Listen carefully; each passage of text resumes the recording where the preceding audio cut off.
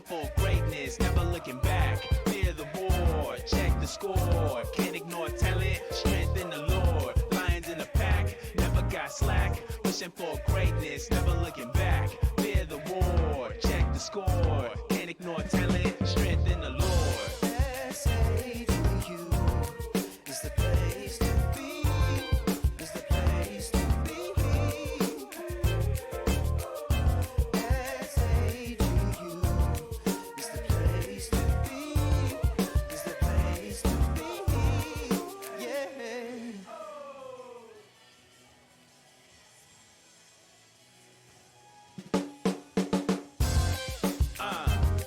Here we go.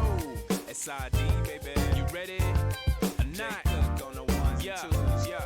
SAGU in the place to be. Yeah. Feels good, don't it? Hey. Feels good, don't it? Hey. Feels good, don't it? Hey. Here we go.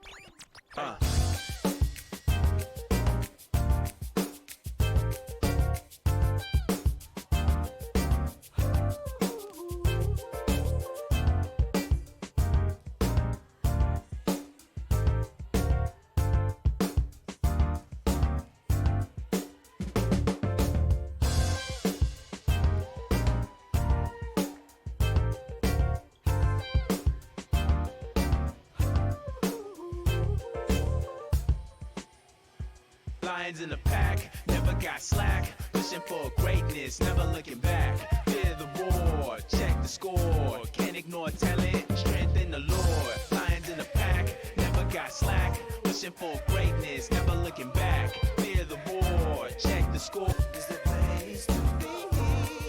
Yeah.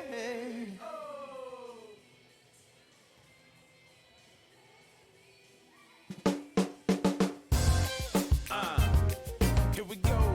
SID, baby. You ready? A night. On the ones and twos. Yeah. SAGU in the place to be.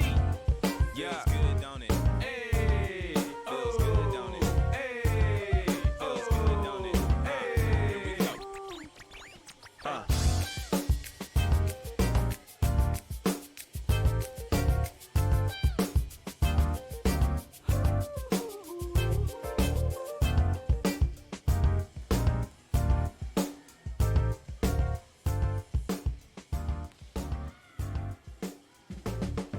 And welcome to the Schaefer Center live in Waxahachie, Texas.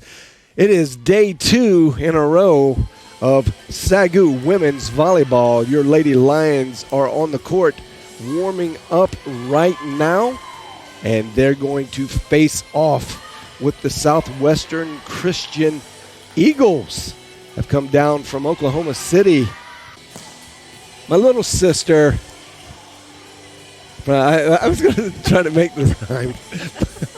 My little sister from another mister, but that just sounds really weird. You know how my brother from another mother. Just to clear the air, more like his daughter. Hey! Watch it. That's weird. You're weird. Devin Gwines-Webb with the expert analysis today. And it's a pleasure to have you sitting on the analysis couch. It sounds a little psychiatric, but it's pretty not. Official, though. I'm honored to be sitting here. That's good. You do such a great job in helping us understand the game of volleyball. And right now we're going to go down courtside with Riker Russell. She's with Coach Hank Moore. Thanks, John. Coach Moore, y'all are on a rough stretch. What is it going to take to turn things around? Well, when you play in the top 3 teams in a conference and you're in that mix, you just got to keep playing hard and keep doing the things that got you where you are and playing our principles and doing the right stuff. Southwestern Christian lost last night to Texas Wesleyan in 3 sets. So what are you expecting to see from the Lady Eagles today? Well, if you looked at those scores, it was a pretty good match. The last one, I think the score was 25-23. So Southwest Christian is going to be strong. They're going to be aggressive. They have one of the best players in the conference, Cashlyn Monroe. She's a great player, so we moved some things around trying to match up with her. Thank you so much, Coach, and good luck today. Back to you, John. Thanks, Riker Russell. Great interview, Coach Moore. Just kind of dealing with some reality coming off the loss yesterday, and he knows this team that he has is really talented and can go to the distance with a top-tier team like OCU. It's just the youth that is a little scary to any coach at this point, and we discussed it yesterday. If you didn't hear, you weren't peeping in on yesterday's broadcast, we went over how many freshmen will be on the court at one time. Your SAGU Lady Lions playing host to Southwestern Christian University Eagles. We'll be right back after these pregame festivities. And now, please rise and move your hats as we honor God in prayer. Then remain standing and face the flag as we honor our nation with the singing of the national anthem by SAGU student Eddie Perkins.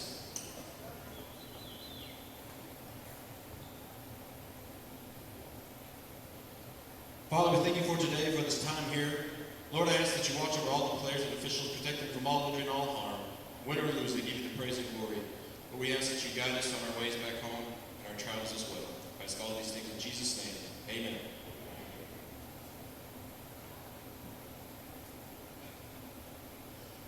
Oh, say, can you see by the dawn's early light what so proudly we held at the twilight's last gleaming, whose bright stripes and bright stars through the perilous fight o'er the ramparts we watched were so gallantly streaming, and the rocket's red glare, the bombs bursting in air, gave proof through the night that our flag was still there.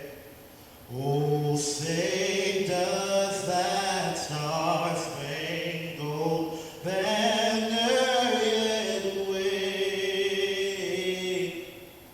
o'er the land of the free and the home of the brave?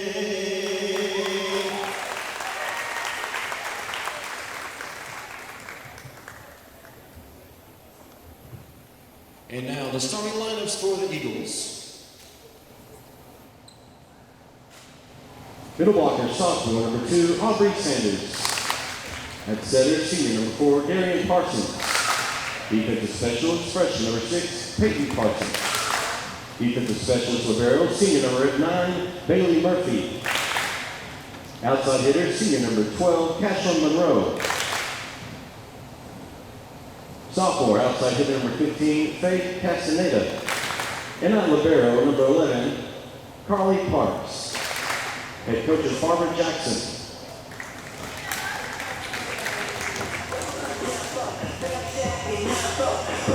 And now the sideline of your SAGU Lady Lions.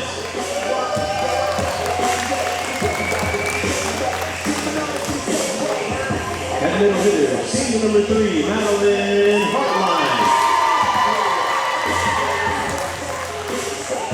Outside hitter, sophomore number 4, Alexis Mueller. Outside hitter, freshman number 5, Ava Myers. At center, senior number 8, Sophia Ivy. Middle hitter, freshman number 11, Emma Tompkins. Middle hitter, sophomore number 18, Jesse Akers. And at libero, junior number 10, Nikki Almager. Head coach for Lady Lions in its 18th season is Hank Moore. Assistant coaches Nick Moore. Student assistants are Jessica Sodich and Stevie Bruce.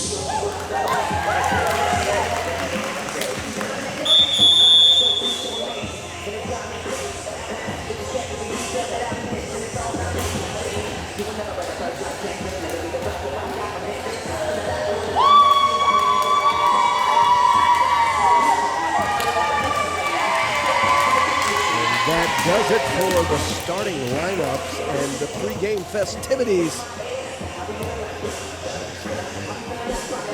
So, a little look into the numbers. SAGU in conference play is 2-3. 2 wins, 3 losses, with last night being the most recent loss to the top team in the conference, Oklahoma City University. And Southwestern Christian comes in with 1 win and 4 losses. I think they lost to, sorry about that, they lost to Texas Wesleyan. Yeah, that's 4 losses on the conference season, at least. And SAGU is 8-6. They had a fair and good showing in the preseason tournaments. They played 1 in Kansas and 1 in Nebraska. A lot of traveling for this young Lady Lions team in the pre-conference part of the season, and got a lot of reps in. So up to this point in the season, I think this year they've played more games than they have, at least entering in at this point in the season. So Sophia Ivy is going to do the honor of first service, and she gets one in. Errant receive, and first point goes to the Lady Lions. And John, we were talking a little bit before this match started about a player to watch for Southwestern Christian. It's going to be number 12, Cashlyn Monroe, senior on the floor, and we'll definitely see some great action from her. And there it is. There it is. And Don't waste any time. As if she heard you. Maybe she did. I don't know. Interesting. I didn't know they were piping this into the gym. Very nice. Well done, Miss Monroe. And there's freshman Emma Tompkins, wearing number 11, standing in at 6'1". Big hitter. And this Lady Lions team is full of freshmen and sophomores. We have 2 freshmen, 2 sophomore, a junior, and a senior on the floor right now. Wearing the libero jersey is Nikki Almaguer. With that service error going long, we saw a lot of that last night. That's going to be one of those errors we have to eliminate there as Mueller hits a great shot down the line. Those service errors are not going to be something that we can afford today. And we talked a lot last night about that being just a mental focus issue on both sides of the floor. You just got to get back there, get it over and in, and try not to worry so much about the serve being so aggressive. And that was a big effort, and luckily she is okay. Darian Parsons.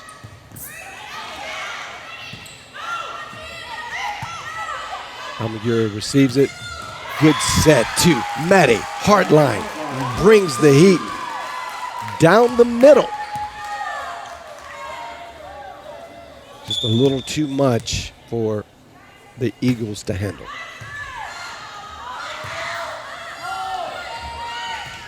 Miscommunication there. That's a good effort by the Eagles to try and get that third ball over, but you saw some hesitation. And again, with a team evenly matched like this, you're going to have to communicate verbally on the floor and take initiative after a ball like that.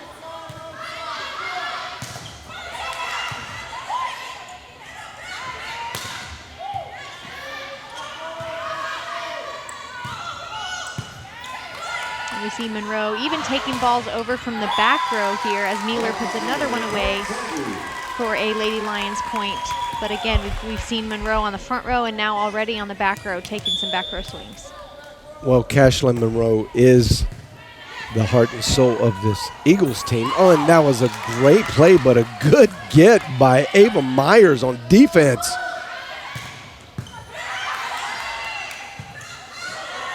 Mueller with a big hit.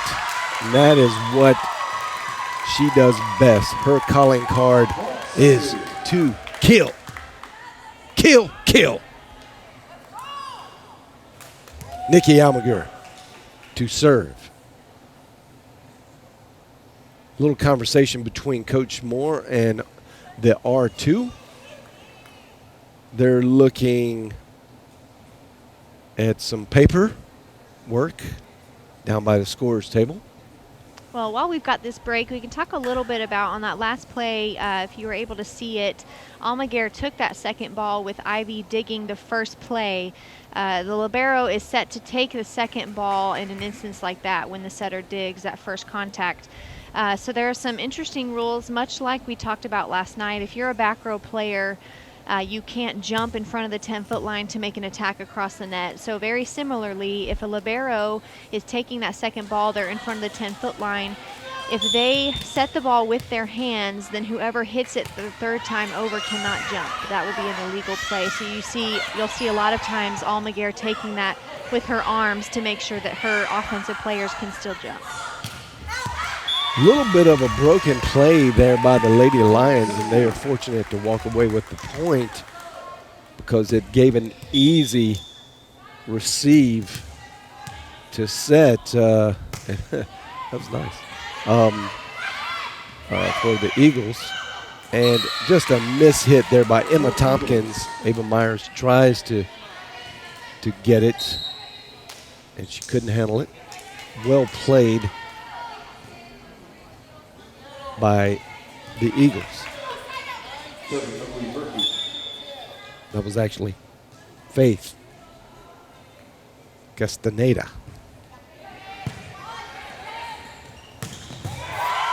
Maddie Hardline just does that so well.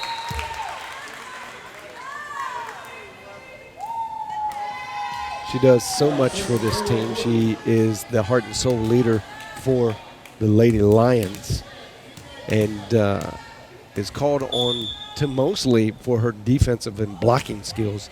But as you see in that last play, she can really deliver a punch. Well, and outside of her skill, she just brings such a level of excitement onto the court. It's true. We also talked about this yesterday, how she can really pull the team out of a rut. If they're mentally not able to get excited, you just put Hartline on the floor, and her energy will bring the rest of the team up, which is such an important part of being a leader on the team. Oh, what a fantastic block, and that was a really well-hit ball by Mealer. But Darian Parsons, who is the Eagles' leading blocker, wow, that was some athleticism by Ariel Horton to get to that ball. It looked like she may have tripped and pushed it over, but still good athletic move.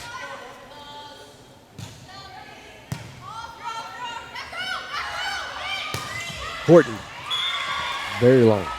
A little too much on that. Number 6, Peyton Parsons. I would believe the sister of Darian Parsons is doing the service duties, or was. That's point SAGU. Stalaby checks in for Mealer. Stalaby will serve this.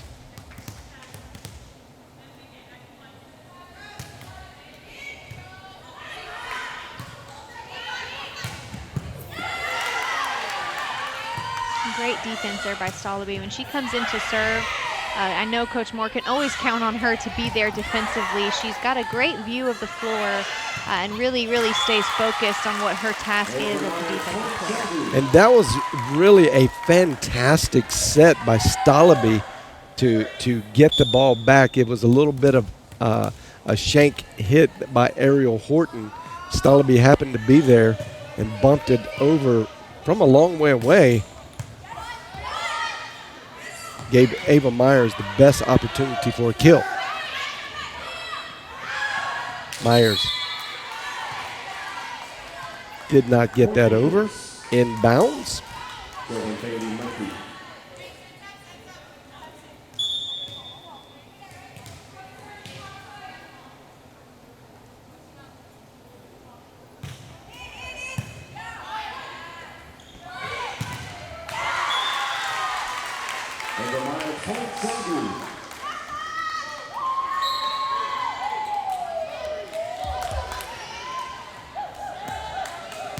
We're seeing some new faces in the lineup getting exchanged into rotation. This is Lexi Alexander. Oh, that was a very, very nice hit. You can see it on the replay here. That ball went straight through the block. You've got defense on the back row in the right placement, maybe sucked a little too far in, but the block wasn't closed, which gives the offense a open net, for lack of a less cliche way to say it. But they have the entire court at that point with very little defense to stop them. And that was Ava Myers with yet another kill. One of these fantastic freshmen playing the outside hitter role and doing it very well. Monroe saw a little bit of a gap, an open spot in the back corner, and it was just a hair too long. Good recognition by the senior. And you're seeing, with a little bit of a cushion here, a little bit of a lead, Coach Moore going to the bench, I think, a little more freely. Now, explain, how do the rotations work, Devin? So do you rotate from the front row only, or can you rotate in on the back row as well? So the rotations go clockwise, and at the beginning of each set, a coach submits their lineup, which has the numbers of each player that are written on the floor in their starting position. So from that point, every player will rotate clockwise, at every rally point. So anytime they get a serve back, a point back on their side, they'll rotate. So the bookkeepers that are sitting over there keeping score, keeping track of substitutions, they take that initial lineup, scribe it down in the book. They're keeping track of every substitution because there are regulations on if you sub in for a certain person, you can't start subbing in for someone else. When the libero's coming in and out for typically the middle blocker, you have to be really careful about how you sub that in. So we've got a bookkeeper over there keeping track of all of that, because any violation of that would be a point for the other team. And so when that violation is called out, how do you reset? You have to go back to the previous setup? Yeah, it's usually easiest to shift one back, look at your last server, which they also track on the books, and that typically can help you get back in line. We're going to get our graphics department here before the season's over to draw that out. And that sounds quite complex. It's pretty messy. I'd like to see it like you on a telestrator drawing that out. That would be nice. I think I understand it, but I'm still, I wouldn't call myself a vet at this. It's only 4 years calling volleyball. It's easier when you've played the game and kept the books yourself, I'll tell you that. I understand that. Emma Tompkins, season opening, but good defense by the Eagles to thwart that. Stalaby, that would have been long. That's in.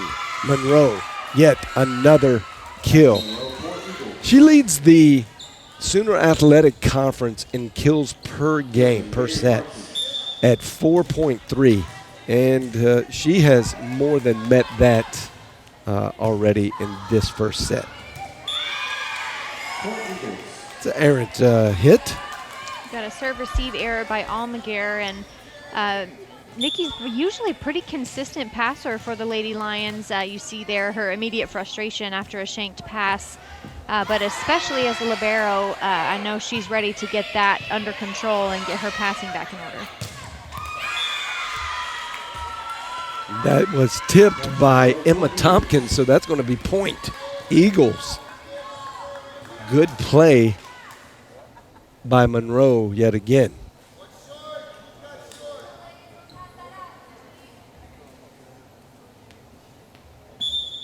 Little mop duty, cleaning up the floor. Darian Parsons delivers the serve.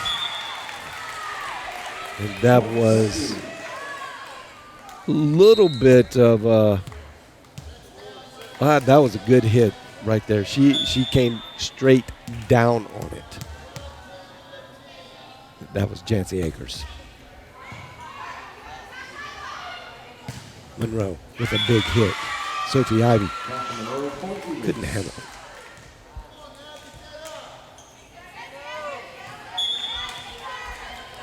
Monroe at this point keeping her team in it and padding the stats. That was a good leave alone by Alexis Mueller.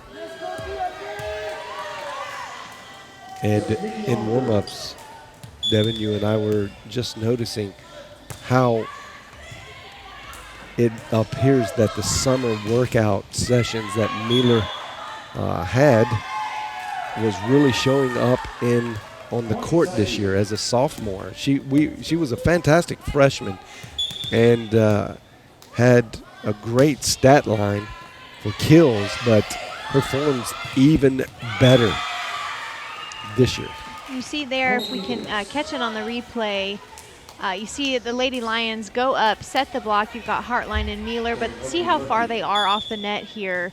The ball goes, makes contact with their hands, but kind of slows down and hits the floor right behind them. That's why penetrating the net and being right on the net, with, of course, not being in it, is so important.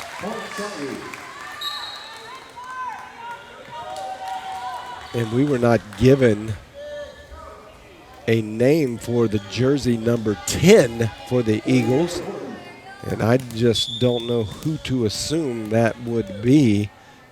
If you're watching the broadcast, you could tweet at us, or on Facebook, if you're watching on Facebook, message us. Let us know who number 10 is for the Southwestern Christian Eagles.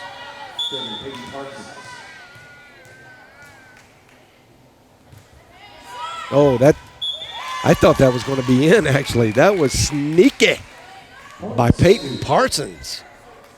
Good placement to an open spot there. Really was. It was, just slightly wide, but that would have been very nice. Coach Moore always enforces you get your foot on the line before you let a ball fall out of bounds, and you saw it happen in that replay. Yep. Her foot stomped on the line, and she let it go. And we saw that technique used by Mueller just a while ago, and she was able to let it go as well.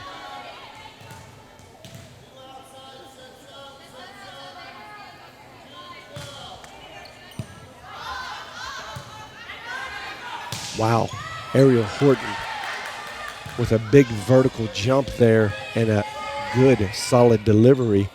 Sophie Ivy tried to be a little sneaky, get it across. Ava Myers puts it right in the hands of the blocking wall there and deflects it off. And that's a strategy, right? You know where you are in the angle that the blocking wall is going to be, and you're just going to most likely know when you hit it, it's going to go out of bounds. Yeah, it's called tooling the block. Tooling the block. So a lot of times, once you get a couple of swings in with the same pair up of blockers, you can get a pretty good feel for if they're going to close it consistently, how their hands are facing. So a really good way to know if using that tool is a great option is if you see that outside, in this case the right side hitter for Southwestern Christian, when she goes up to set that block, that outside hand, so her right hand, more than likely was not turned in, making it an easy target. If her hand just goes straight up and her fingers are parallel with the net, if you will, then that gives the hitter a greater opportunity to hit at a certain angle that the ball will then reflect off and go out of bounds. And that's why when you're up and blocking, you don't just want to stick your hands up. You want to kind of make a cup shape as if you're going to grab the ball so that your hands tell it where to go. The hitter doesn't get that option. They don't tell the ball where to go, you do. So when you're not doing that consistently, that's when you're going to start seeing those hits off the block happen. And there you have it, the expert analysis, Devin Wines-Webb. That was fantastic. Oh, good hit. Even better defense by the Lady Lions. That was put back. Myers with a quick step in and a delivery across the court for point number 23.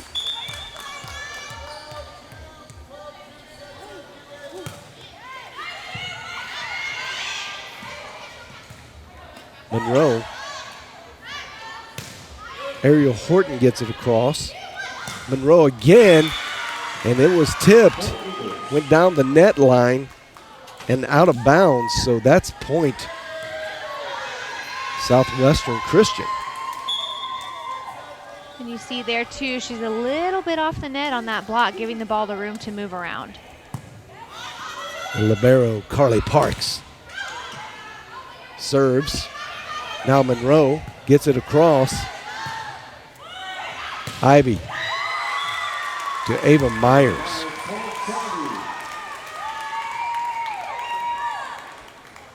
This will be for set point.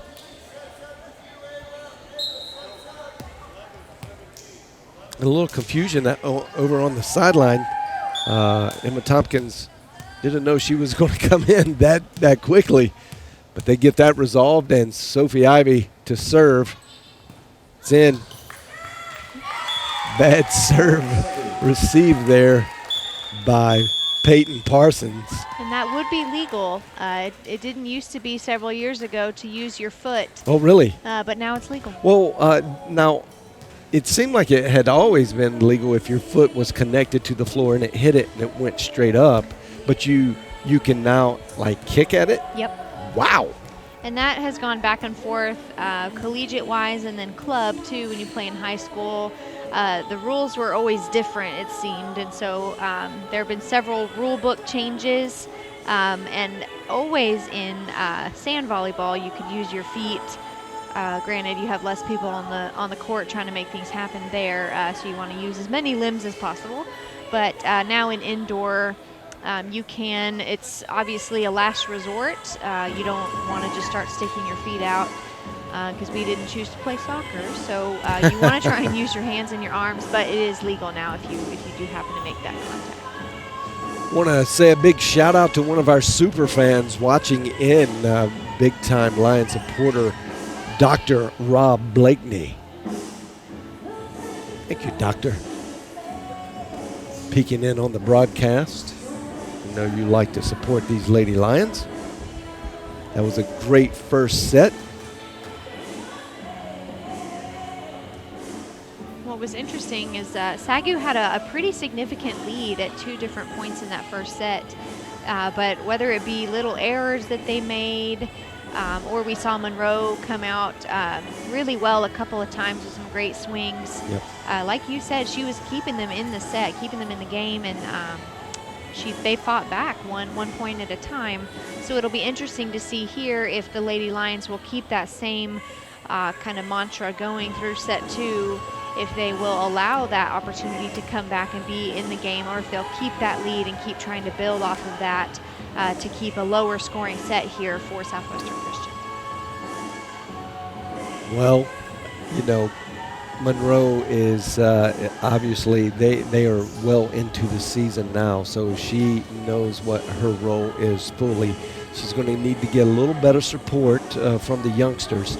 They have only fielded an 11-man roster, which is about as shallow as you can get on a volleyball roster, because really you need 12 just to be able to practice and scrimmage, because 6 on each side.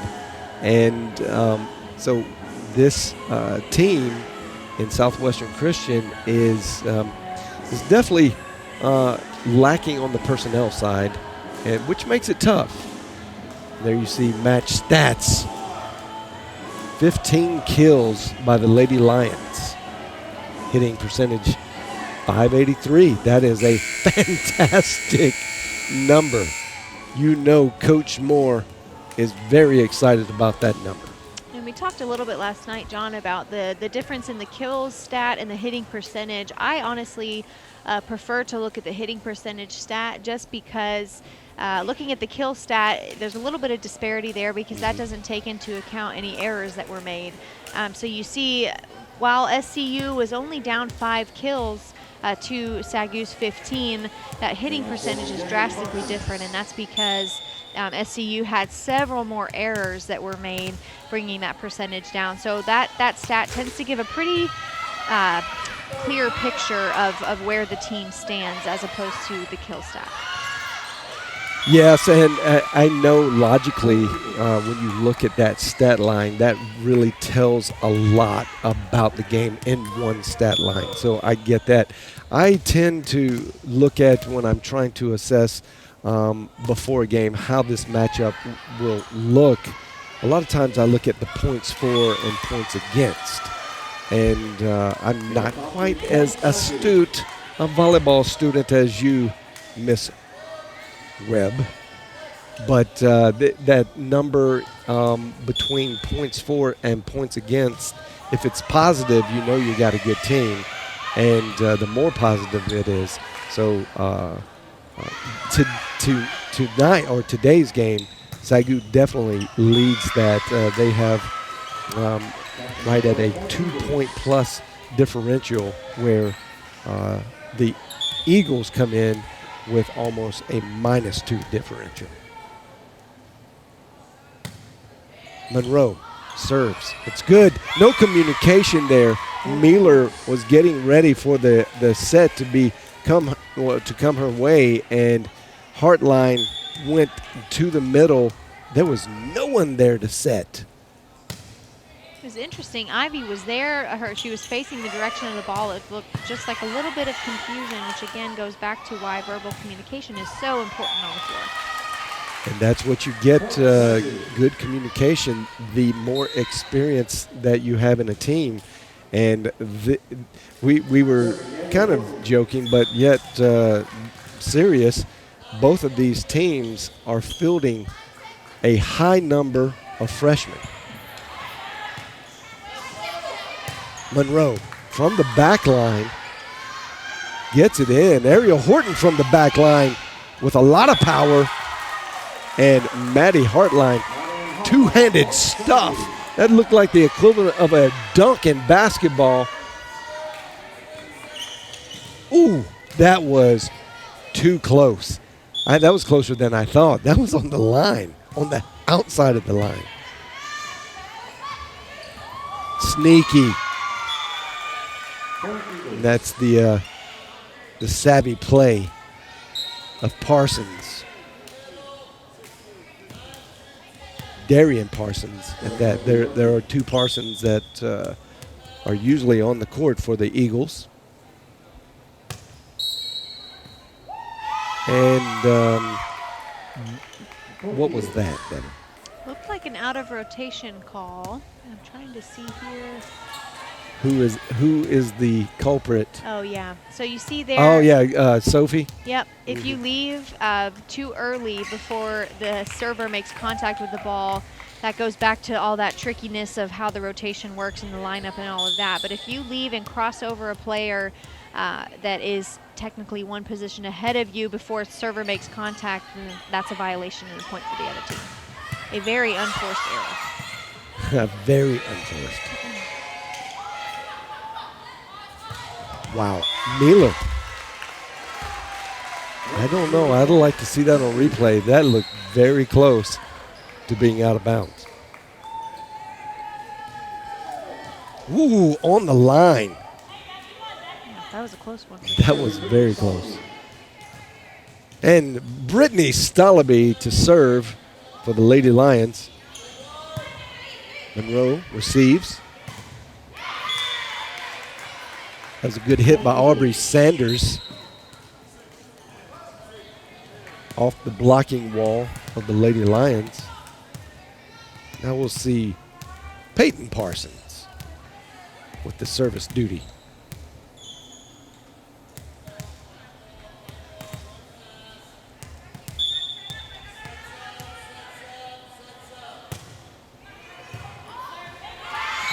And that was a fantastic serve by Parsons.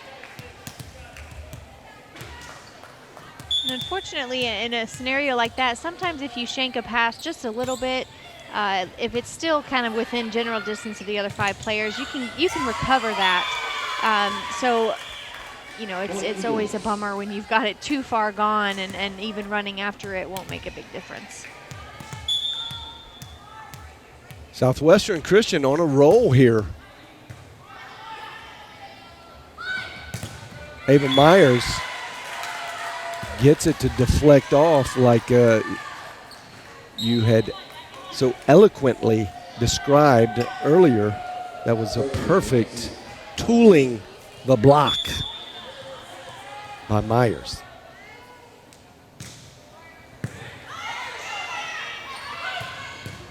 Monroe.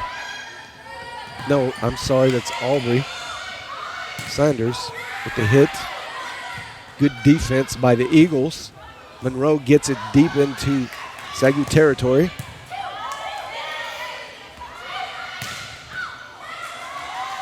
Stalaby keeps it alive.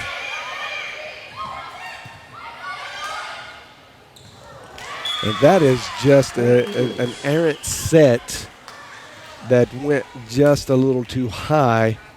Jancy Akers has a large vertical, but not quite that large. And you can see Ivy trying to make that play. A quick set is really difficult if you're moving. Your body's still kind of going the opposite direction of where you are trying to get the ball to go. And especially a quick set, you really want to be right on the net so the ball barely has to come out of your hands. So she had a tricky maneuver there trying to get the ball back to Akers in a way that she could make contact. So there was a lot going on there that was really difficult to make that play happen. Monroe tried to get that ball deep away from the block, and it just sailed a little long.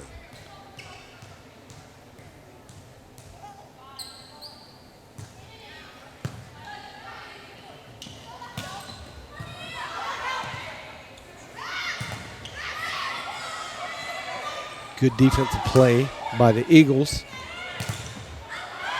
Really good block, Aubrey Sanders.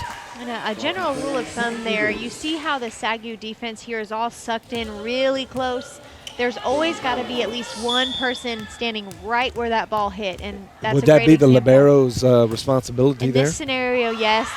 Libero, depending on where they're out on the floor defensively, can always look different, but you see Almaguer playing middle back here.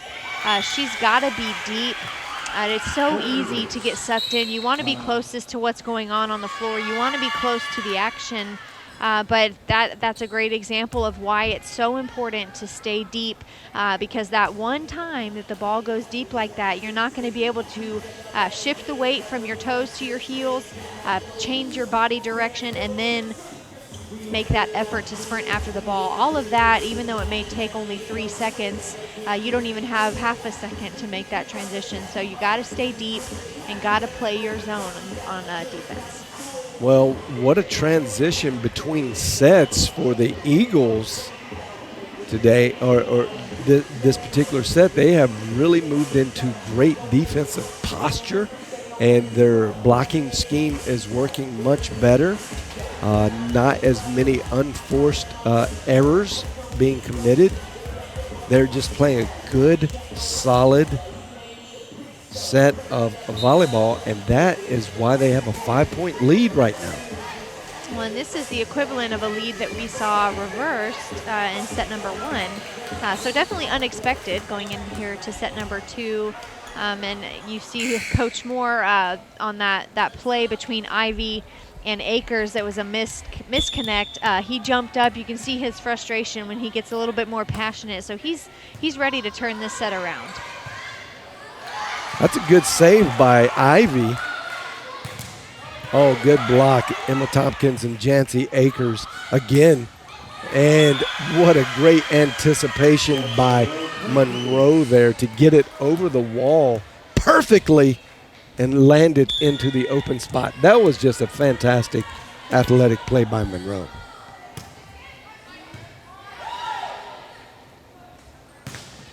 Ava Myers doing really good work. She's just going to need a little more support from the team. Now Stalaby out, Alexis Mealer in. And I don't know if you caught it there, but right before on that last serve receive play, Coach Moore had Ivy pull up instead of staying back and deep in the floor, just to kind of change up the serve-receive pattern a little bit. And just a small adjustment like that can be the game changer for a point to get it back on the other side. Just the first service error for the Lady Lions today. A much different story than yesterday with so many service errors. They have cleaned that part up. Now Myers out. And we have a new player in, Miranda Solis. Solis gets it over. Oh, Monroe with a big hit. It was tipped, so that's going to be Eagles. They have doubled the score of the Lady Lions.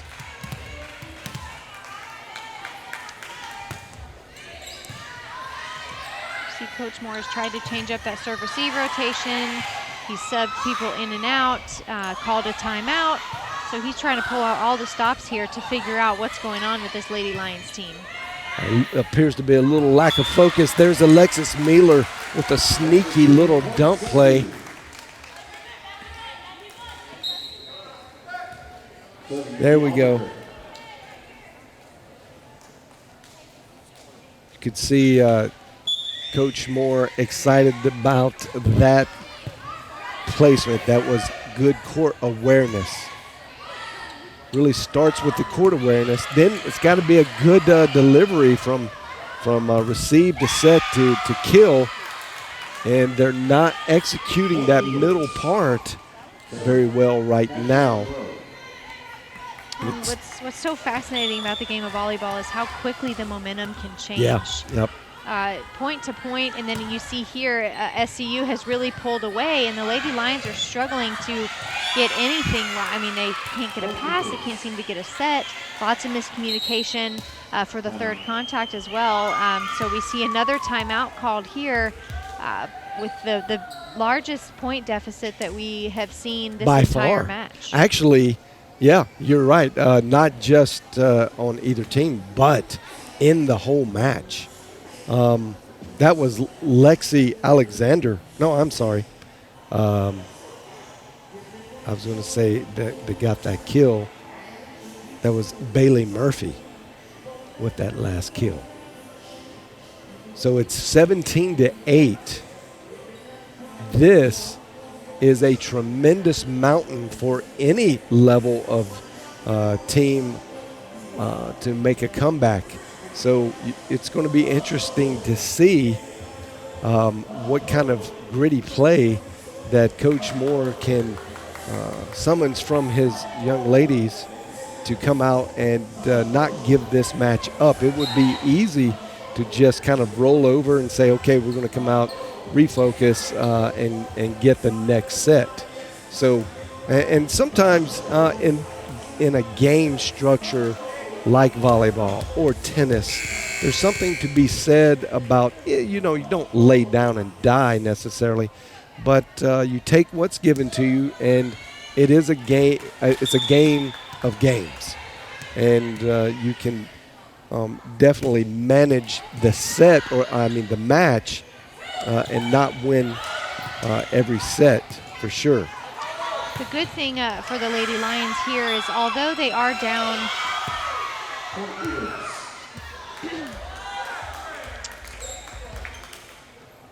so we see here the R1 called a lift.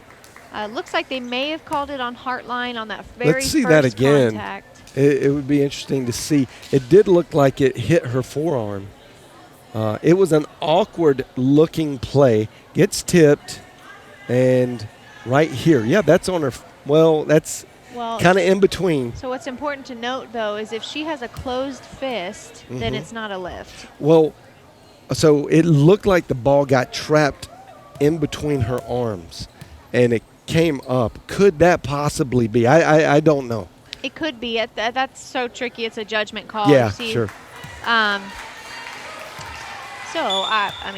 it's ruled. He's sticking with his call, yeah. Which I think, as awkward as that was and hard to see, not a bad call. You see there an almost touch on that ball that was so far long, really close. Lucky break there. But as I was saying, even though the Lions are down here by 9 points, SCU still hasn't gotten to that 20-point mark, which, believe it or not, it's much easier to get a lead back like this before they've gotten there. So unfortunately now they're only 1 point away, but there's still hope there for the Lady Lions to pull this out. But it just gets harder and harder the closer they get to that 25-point mark. That was a really great read by Faith Castaneda to see the openness in the backcourt and go for it. 10-point margin. And the confidence that comes with this is very meaningful, Devin. They could carry this over if they get the win here, which is highly likely. Pay attention, it could carry over to the next set.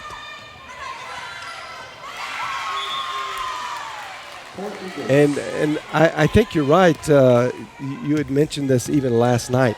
Just not a lot of good communication going on. I didn't see anybody talking on that. Well, and that's a pretty easy play to make.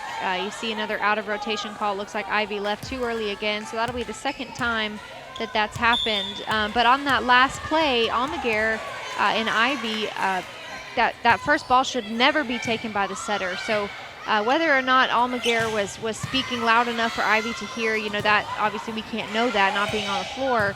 But that's kind of a general rule of thumb. You never want your setter to take that first ball unless there's absolutely no other option.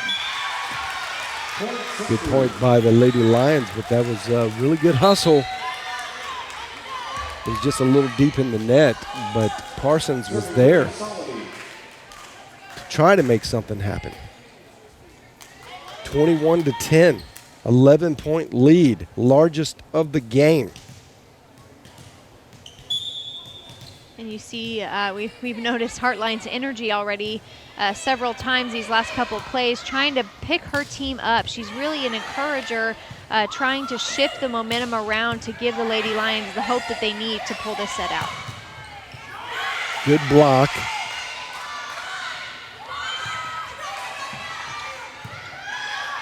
Ariel Horton from the back line, but well defended by the Eagles. In play, Sophie Ivy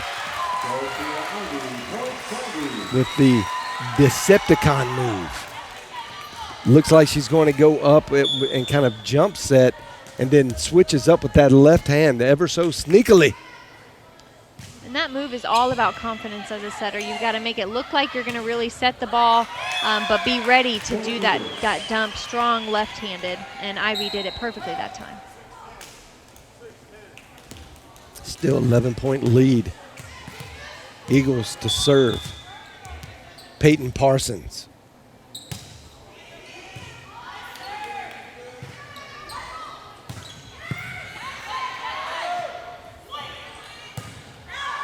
And that's out. That was Bailey Murphy going just a little wide. Heartline coming off, and Almaguer. Looks like Anderson to serve.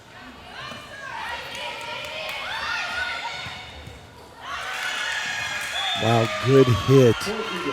That was Aubrey Sanders with the slide play on the right side. Stalaby couldn't handle it.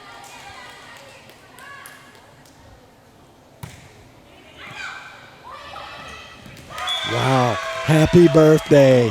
Don't sing it though. We can't pay the copyrights on it. You can sing it. You should sing it. I still would have to pay. Just change up the melody a little bit. I feel like that was a backhanded compliment. That's big. You saw right through it. Jancy Akers with a big hit from the middle, doing work like she always does. So on the front line, you have Ava Myers, Jancy Akers, and Emma Tompkins. Freshman, sophomore. Oh, service error by the senior. And that is set point. That was a bad beatdown. A bad beatdown. 12-point margin. That is just a total loss of focus. Well, and, you know, it's not ever just up to any one player, of course.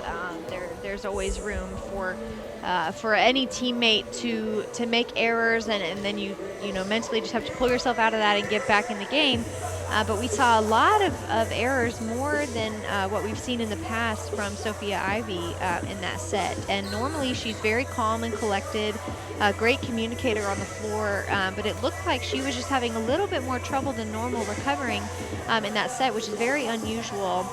So I think what you mentioned early on in set number 2 about how sometimes you want a set to be over so you can wash that out and get whatever was happening out in the open and then move on and try again. That's a great example here of that needing to happen. You don't have to win every battle to win the war. Right.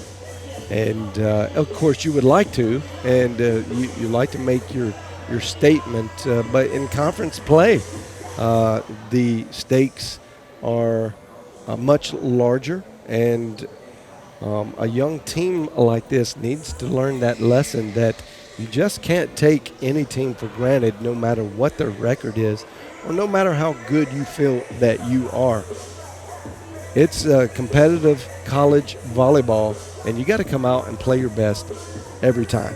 And that definitely was not the Lady Lions' best. But Coach Moore, I am sure, will have something to say about that right now. I'm sure you being a former player, you've had bad sets that you've been a part of.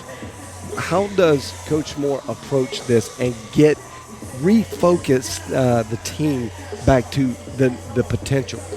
Well, the thing I love about Coach Moore is he won't sugarcoat it. So he always keeps his temper, but I could almost hear him saying at the beginning of that timeout, or that team chat right there, girls, that was ugly. He's not going to sugarcoat it. He'll definitely call out the errors that were made, and I think everyone on the floor can recognize that was really, really bad volleyball. Yep. There were no real shining moments. Yeah. Yep. So he gets more frustrated as a coach, I think, with a player that can't turn their attitude around. And after a set like that, all he cares about is that you're able to shake it off, recognize that was not great, but you know what to do to make the change. And mentally and emotionally, you're going to have the maturity to pull yourself out of that and be a leader on the court. So that is what he's expecting from the leaders on the floor in this third set. Right, and there you see the match stats. That is both set 1 and 2. It has been split, but the hitting percentage is significantly worse than it was from the first set. There was 582 after the first set, and what a drop-off. So that had to be an absolute horrible, maybe the worst set played this season by the Lady Lions. And there we go. And Maddie Hartline, with a very short memory, comes out and just happy to be there, happy to make a great play. Forget about the loss, girls. Ooh, that was very close. Looked a little long, but very close. We'll see here. Yep, just barely long. Serving Peyton Parsons. We're making some adjustments. Actually, here. they reversed that call. Yep. Interesting.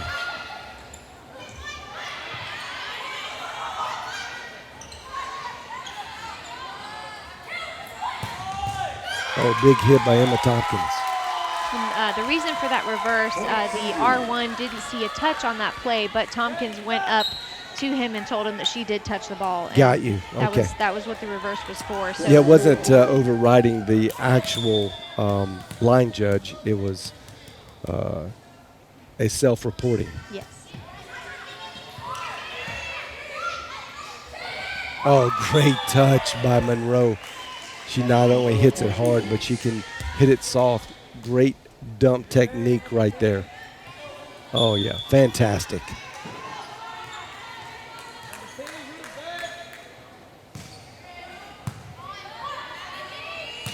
Oh, big hit. Maddie Hartline, 2 kills. It's always fun to see the defense not even really know what just happened. Yep. And It Hartline came has so a reason quick. to celebrate there. That Wow. was a great That swing. was in slow motion, ladies and gentlemen. That was quick. That had some hot pepper sauce on it.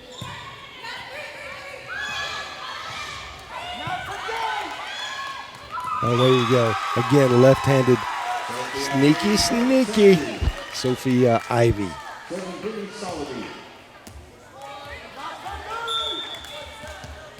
And Hartline really sold that as well.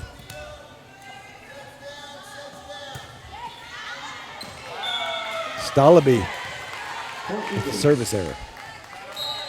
And another thing Coach Moore is really passionate about is service errors, especially in a set where we just lost by such a great deficit. We just don't have room to make errors like that, and it's such a simple skill. We've talked about that so much, but all you've got to do is get that mental focus when you get to the back line and get the ball in play with Hartline there. Another exciting swing for her. She is really bringing up the momentum on the Lady Lions side of the floor.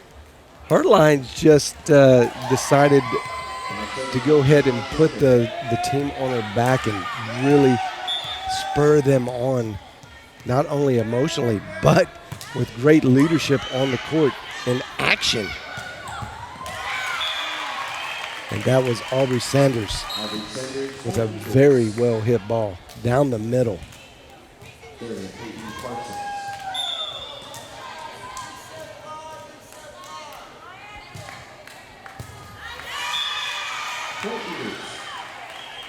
Stalaby not able to receive. Shanks it off to the left.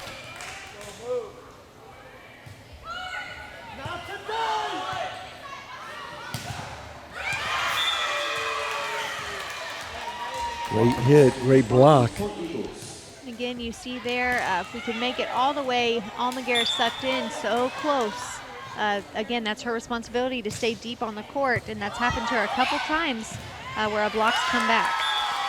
The middle has proven to be very successful for the Lady Lions as of late. In the set that they won earlier, a good number of kills came from the middle, and so far 4 out of the 6 have come from the middle. 3 from Hartline and 1 from Akers. Good block, Jancy Akers.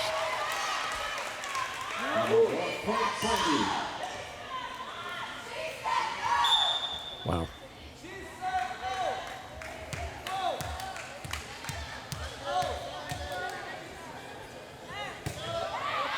Ivy. Don't look now, but the service errors are starting to pile up. And that's been kind of the nemesis for this team all year. Ivy pushes it over.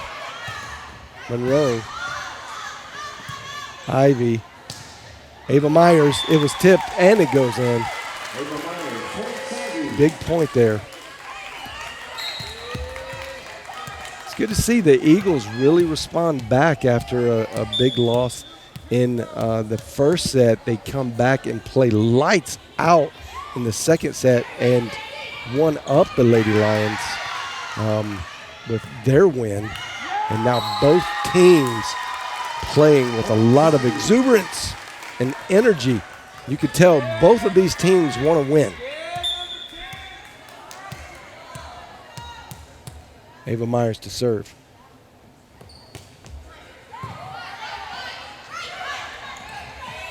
Almaguer. Akers. Almaguer. Set by Ivy to Emma Tompkins. She hits it right dead into the wall. The blocking. And honestly, you made the comment that both teams are playing with such exuberance, and on that note, the Lady Lions have much more to lose here than the Eagles do. They obviously a great swing there by Mueller. First play for her rotating in there on the front row. But the Lady Lions have much more to lose here. They were coming in predicted to win this match, so they have a lot more to lose on their side, having lost that second set pretty poorly. So they are really having to climb a big mountain here. It's true, and it's on their home court, which this is only the third game out of 16 games on their home court. So they want to get as many wins and prove that it's a hard place for a visiting team to win. And they lost last night, and it was a great match, but you can't drop one if you're going to establish some type of mid-level dominance in your conference. You can't drop one to a team on the bottom.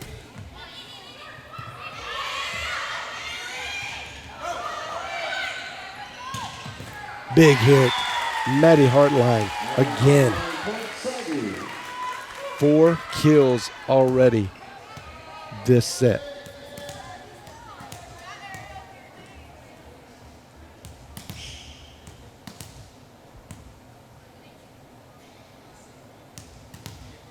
And this is Ariel Horton to serve.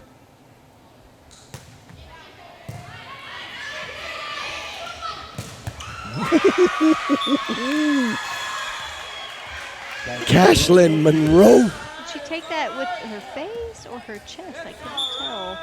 We'll see right here. Shoulder. Shoulder.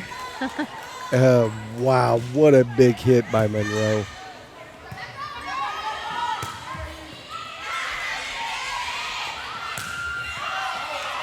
Okay, that was tipped. Almaguer goes in. This is a great defensive effort. Wow! What a gift. Parsons tries to sneak it over because the defense was broken down because of the scattering that had to happen to go get that. That was an incredible defensive stand by the Lady Lions. Almaguer and Ariel Horton. We see a little bit of confusion here. It looked like the Lady Lions were uncertain of if that really was going to be called in their favor, so a little delay on the substitution there. I understand that, but that was clearly hit into the net by the Eagles.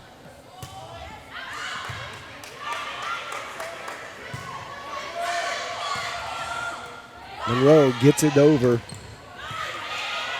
Hartline didn't get all of it. Big block.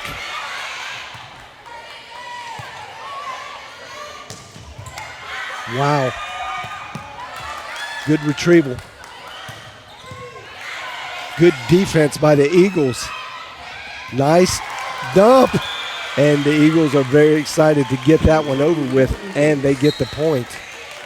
Inches them back a little closer.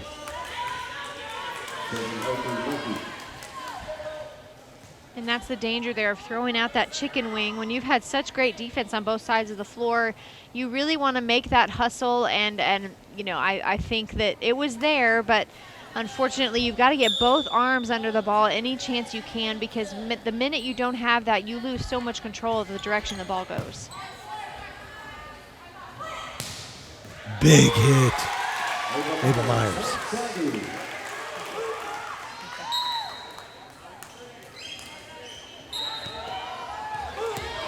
Anderson or Alexander. Lexi Alexander to serve.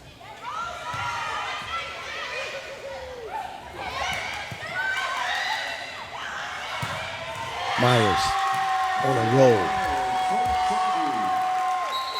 You see Coach Moore beaming there on the sideline. It's a great swing for any player, but you know he's excited because she's a freshman.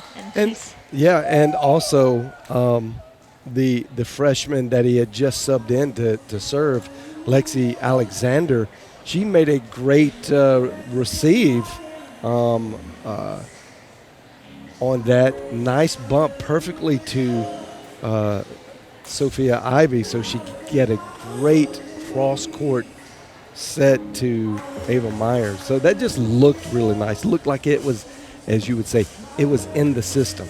And when you have each little play happening the way it should, that's when the points come. And you really, we've talked some about it today, but you can't just have an all-star hitter that can go up there and put the ball away, because if they don't have a ball to put away, then there's really no point. So you've got to have that pass. You've got to have the defensive plays, and you've got to have the ball to the setter to where she can work the court and really get the offense going. And we've seen a lot more of that from the Lady Lions in this third set. We didn't see much at all, honestly, from set number 2. We saw more lack of communication, some hesitation, some confusion. So this is looking a lot more like what we're used to seeing from them. For sure. 5-point lead, Lady Lions. Alexander. Oh, that was a good hit. Very, very good hit. Still do not know the name of number 10, so today she is number 10. First name number, last name 10.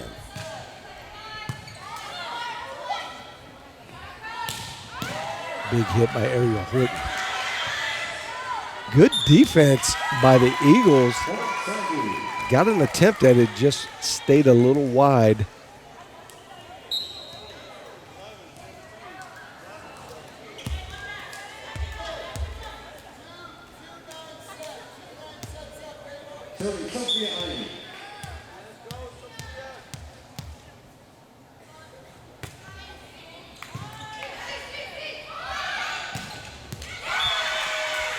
Aubrey Sanders has the last 2 sets has really woken up on offense and supplied some good kills at very opportune times. And if you notice there, Ivy was trying to go outside to the outside of the court, which when you're playing defense, you've got to make sure that you stay deep for that very reason. So the temptation of getting sucked in on defense happens to every defensive player, and you see in instances like that why it's so important that you stay wide. So Almaguer, if you look at this, Almaguer gets sucked in as trying to be a backup. If she would have just stayed put, she would have had an easy play on that. Is that the correct move to be a backup, or should and just trust that the player is going to get to the ball? Well, that's where volleyball's kind of a delicate balance, a dance, if you will, between where you're supposed to be on the floor and you balance that with what is actually happening. Obviously, if you've got a player that just ran halfway across the gym to try and get a ball, then you're not going to want to stay in your same place of defense. Right. But when a ball is in system like that, defensive structure is there for a reason, and when you've got your players all where they're supposed to be, then it beautifully works out and happens how it's supposed to. So it's a delicate balance, but really if you know where your teammates are on the floor, you trust that they're going to play their position, then you should be able to stay where you know you should be. And don't look now. Southwestern Christian has tied it up. It is all knotted at 17. They were down 16-11 and then started a really nice run and has now tied it up at 17. Coach Moore gets a much-needed timeout. Rightfully so. I mean, when you have a lead like that after a set number 2 where you lost by 12 points, you don't want to give up any kind of a lead. And here we are now. The Lady Lions have scored 1 point to the Southwestern Christian 6 points, as you mentioned, and that's not a good run. And we can't let that get out of control on the side of the Lady Lions if you're really fighting for this set number 3 here. And again, I can feel the excitement on the side of Southwestern Christian because Absolutely. they're giving all that they've got and it's working. And they're really, really able to pick away at the Lady Lions team here today. And it's seeming like the biggest issue, I hate to call it a problem, but I think there's a very simple solution, but it seems like the mental focus on the side of the Lady Lions is not quite there today. Well, since the first set, the rest of the team for the Eagles have really stepped up and played great defense. Myers goes wide with it, gives the Eagles their first lead of the game.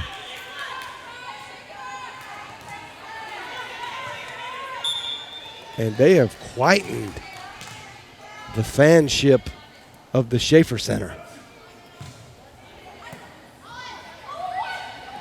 Oh, Jancy Eggers, good punch there, but not good enough. Now that's a good dig by Almaguer. Good defense. Emma Tompkins looked like it was hit. Yep, looked like it was hit.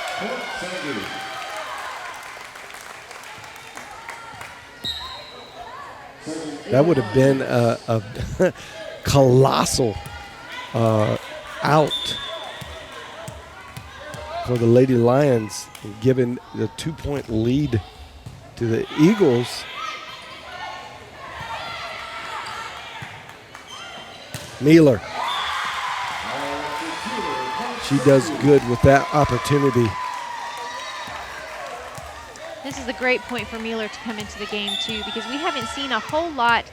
Myers had a really, really great run on the outside of the court, and then in set number 2, we haven't seen a lot from her. So this is a great time for Mueller to come in and really start putting the ball away from that side of the court. We've had to rely a lot on our middle blockers on the Lady Lions side this match, so it'll be nice to have Mueller in as we take a timeout here. Lady Lions up 20-18. Not a very strong point differential, but again, every bit counts. And as we hit this 20-point mark, we're 5 points away from set point, and this is where you have to play error-free volleyball. So this timeout is very strategic by the Eagle team because we have seen so many service errors by the Lady Lions, and again, we've gone back to that is just a lack of mental focus. So what better than to call a timeout to try and ice that server? Right. It seemed to work very well for them in the past. Coach Barbara Jackson for the Eagles not missing a beat here and realizing exactly what you said.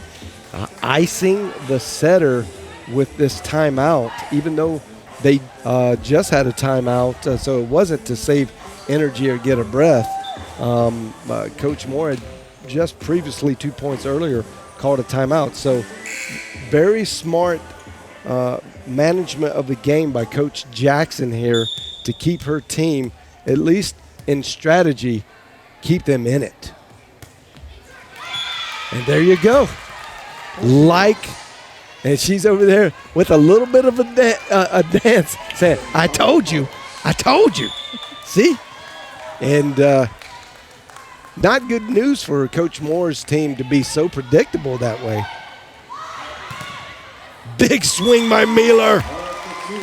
Off and over the top of the block wall. Mueller really gets very high off the ground there.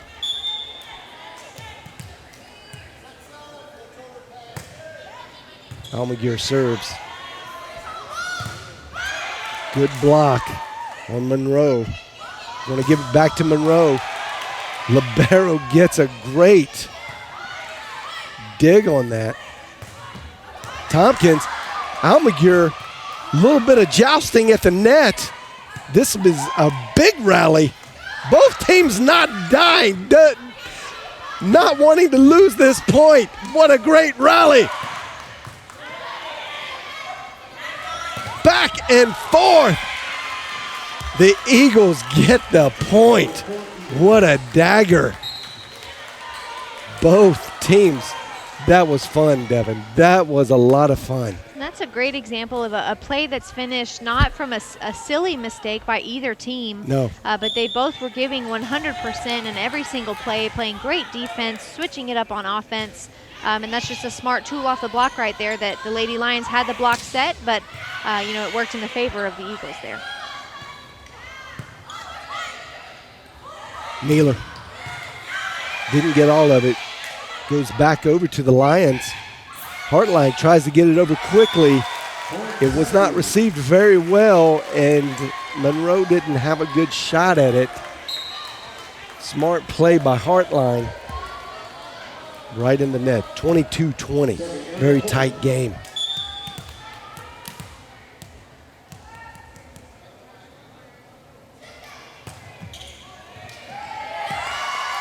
Received mistake there.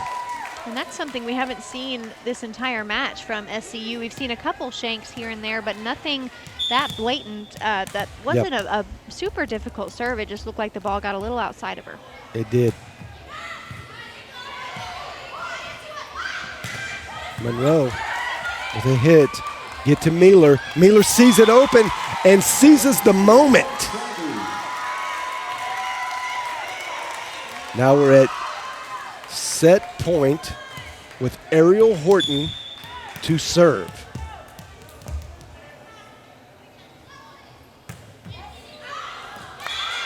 Serve error number too many.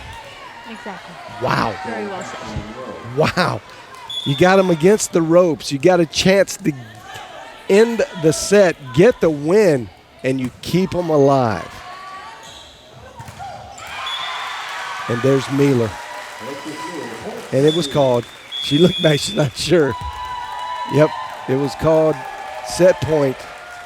Mealer came in and gave some great offensive set there for her team. Kept them in it, even when it got tight.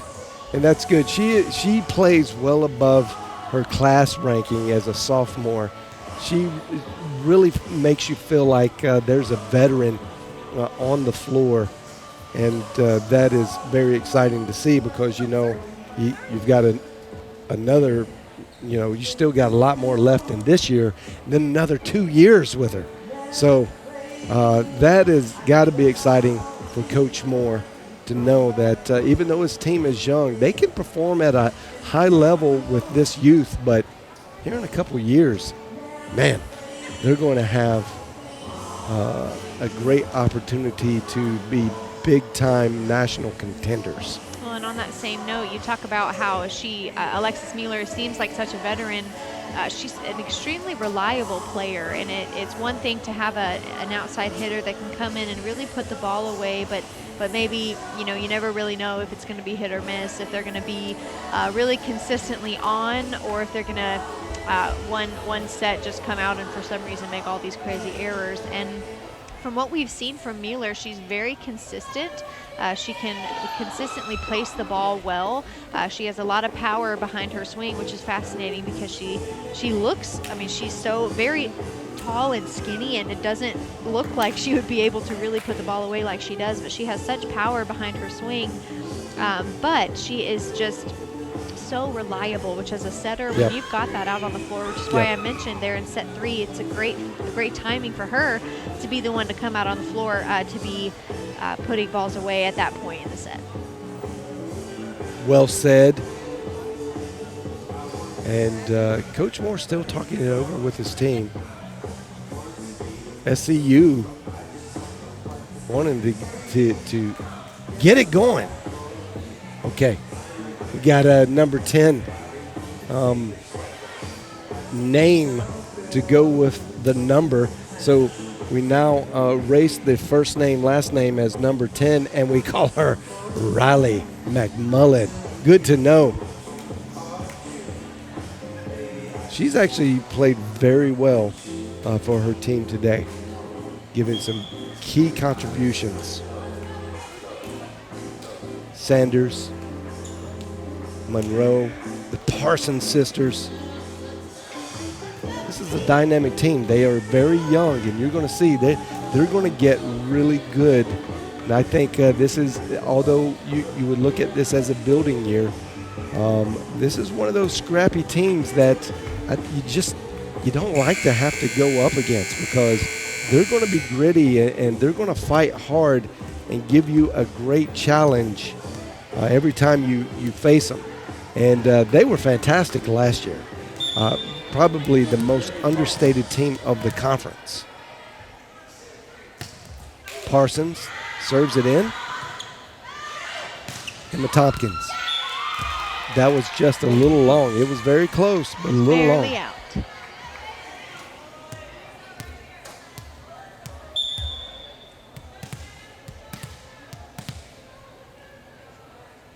Parsons again. Not a good receive by Ava Myers. Monroe tooled the block. Stays with the Eagles. 2-0. It's going to be crucial here that the Lady Lions don't let the Eagles get too far ahead this early on in the set, because we saw that happen in set number 2, and we know what the result was. It almost feels like there's a little bit of bad mojo, if you will, for the Lady Lions on this side of the court. Yeah, this the winds have come off from the left side today, or our left side, your right side. Wow. That's a little unexplainable there. Good serving. Well, we can explain it by saying Darian Parsons serving very well. Oh, good defense. There's Emma Tompkins getting the Lady Lions on the board.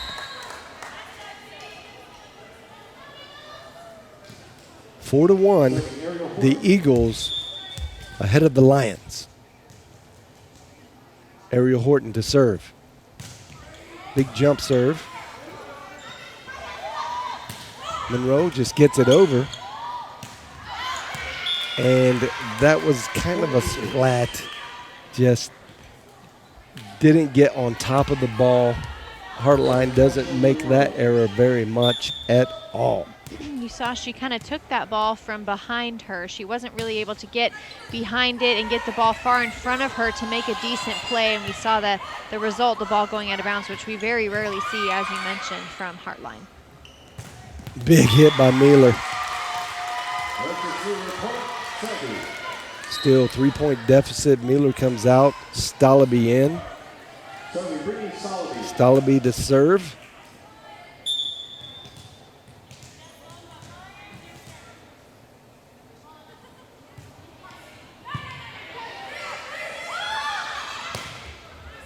There's McMullen with an outside hit. That was Ariel Horton. And that is long, but very close.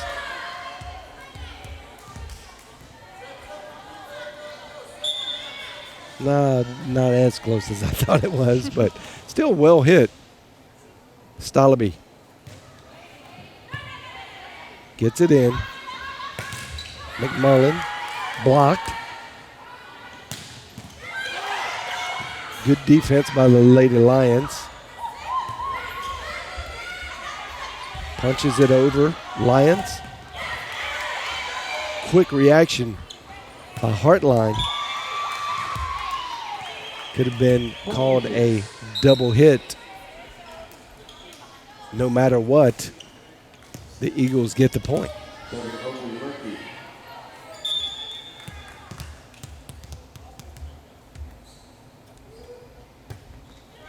Good serve.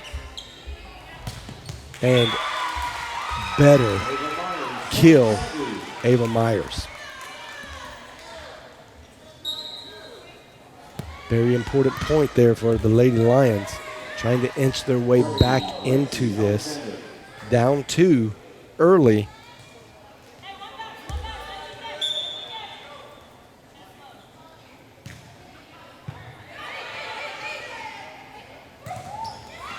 Sanders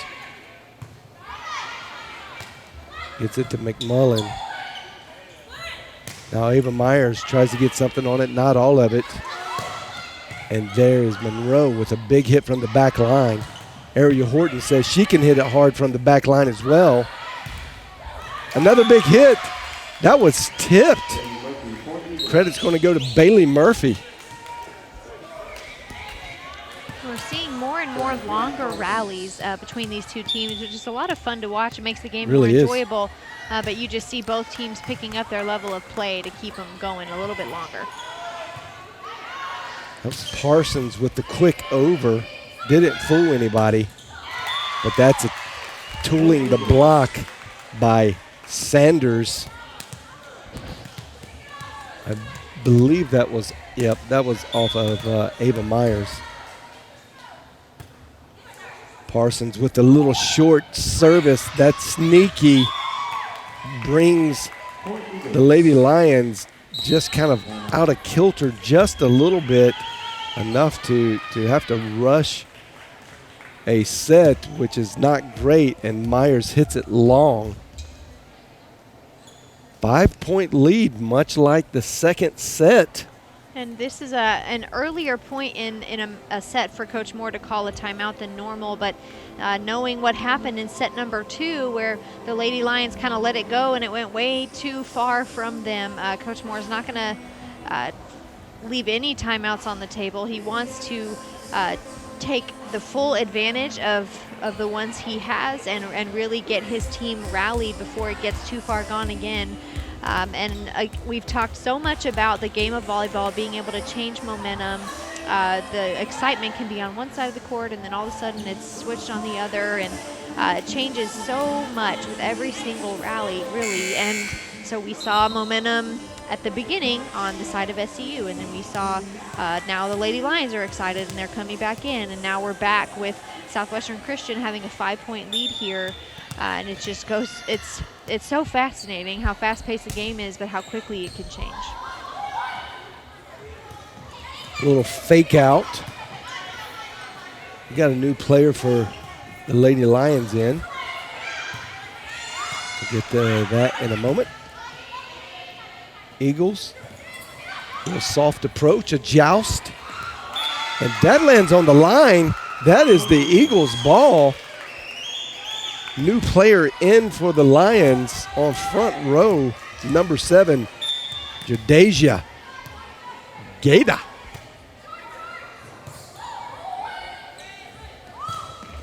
Jadeja with a big hit there, hard to field.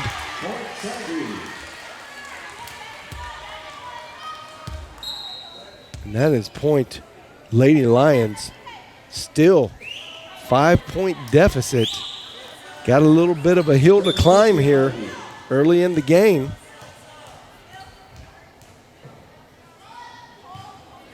Ivy gets it in play.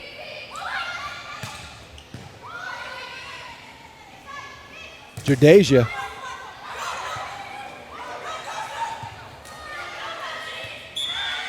And I think maybe Ivy was not sure if that was going to be a second hit or the third hit, but Emma Tompkins knew.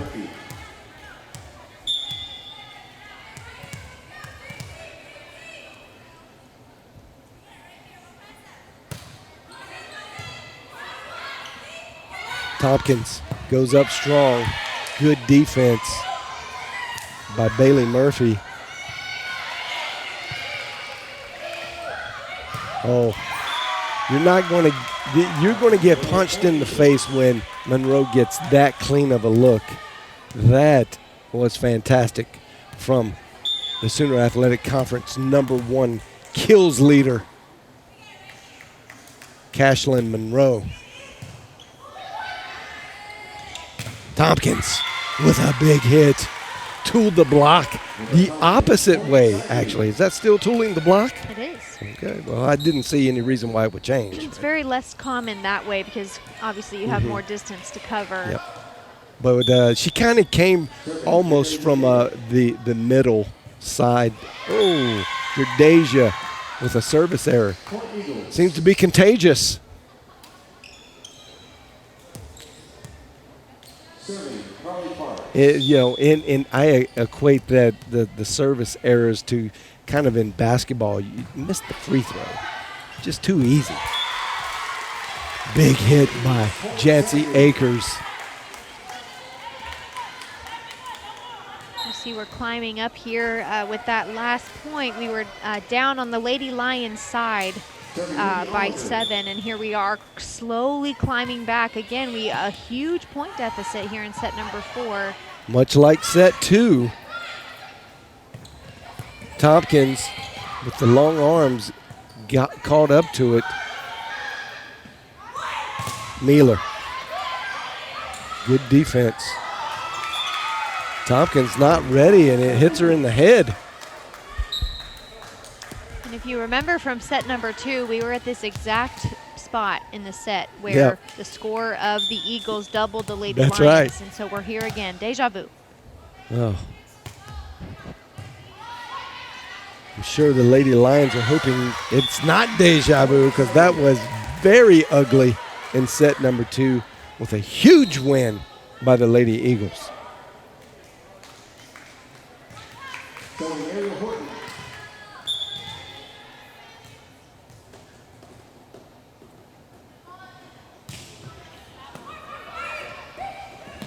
Oh, yeah. Good quick hands by Maddie Hardline. McMullen gets it over. Mealer tooled the block, as she does many times a set. Does that go down as a kill? Yes. Okay.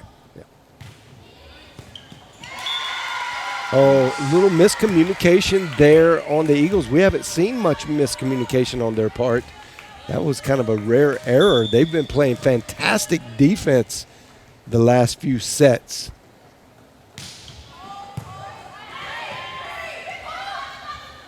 Oh, sneaky little dump, and it worked.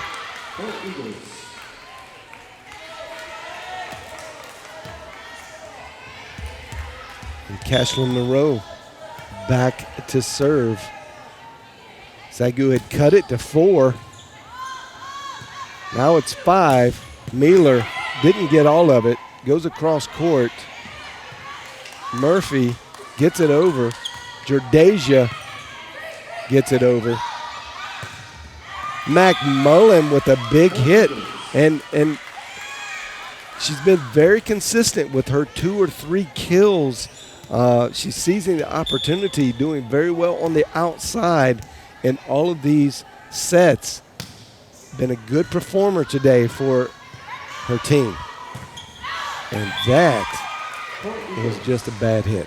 You see Coach Moore calling a timeout here again, a 7-point deficit. The Lady Lions were fighting back point by point.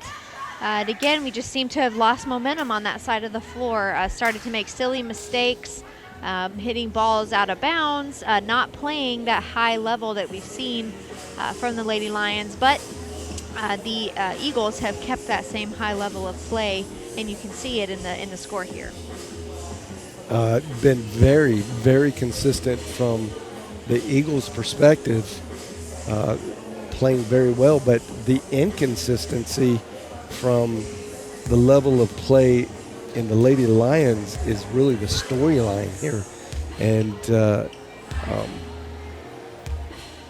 the Eagles are not going to give you much. So if you don't go take it from them, they're going to snag the win. They've already proven that they can win at this, and they're not going to just give you points. And too many points being given by the Lady Lions, especially in the service error department. But a lot of just miscommunication or non-communication errors as well. Monroe to serve. That is long. Speaking of service errors.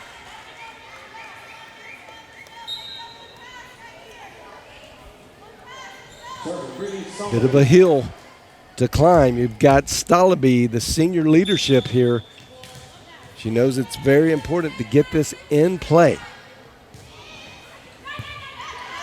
Good serve. McMullen with a dump. Jadeja punches it over. Fantastic block by on Murphy. Jadeja quickly getting back into the game, gets the kill there. Or is that going to go down as an error because it was hit multiple times? Yeah, that'll be an error on their part, Yep. a defensive error.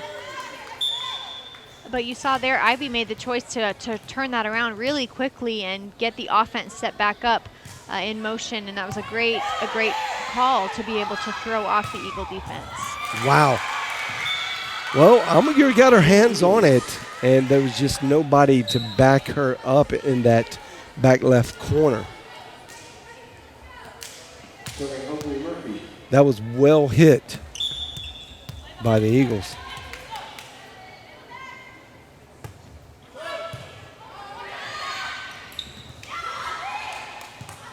Now they're anticipating Sophie Ivy going to that little sneaky dump move in the middle, and it got jousted right back.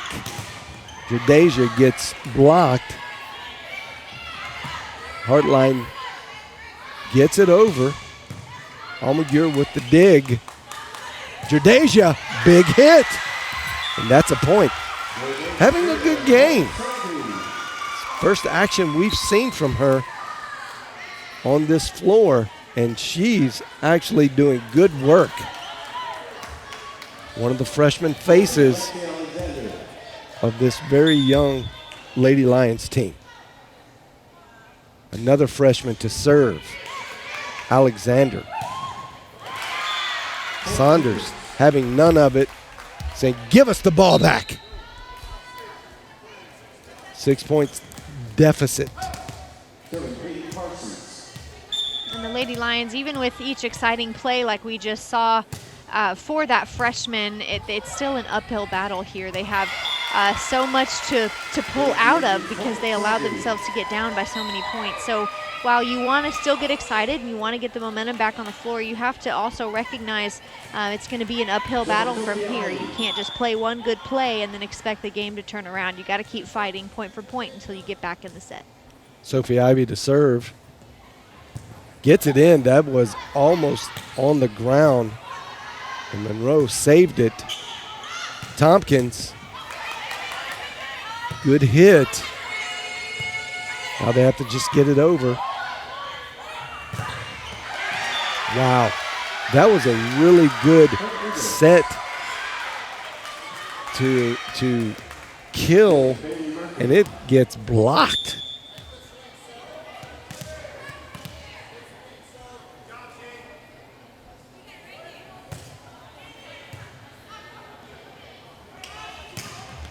Tompkins from the left side this time. Good block by Tompkins. That was retouched by the libero for the Eagles. That's SAGU point. It's 5-point deficit. Lady Lions trying to figure out how to get back in this. It's getting late in the set. Ooh, just a little long by Mealer. Don't see that too much from Mealer. Mealer gets on top of the ball. If anything, it just gets blocked. She does not go long very much. That's a really unfortunate point in the set for that error too, because you've got some momentum built on the Lady Lions side with such a consistent hitter, and then we see that error happening. But a lucky turnaround there with that free ball. That was right on the line. I'm talking about on the back side of the line. Look at the angle it's coming down at. And that'll go in the books as a kill for Almaguer as well. So wow. libero doesn't get a kill very often. It's kind of a blind kill. She wasn't even looking. Jadeja gets the dig on that. And Monroe doing what she does best. That's why she is the #1 kills leader in the Sooner Athletic Conference. Parsons Mealer, big hit. Now, see, when she kind of puts her angle across the court like that, she is most of the time much more successful and gets that reverse of or that opposite tooling the block. That spin, it just counterclockwise. So heavy. Ariel Horton from the back line. McMullen. Smart play by McMullen.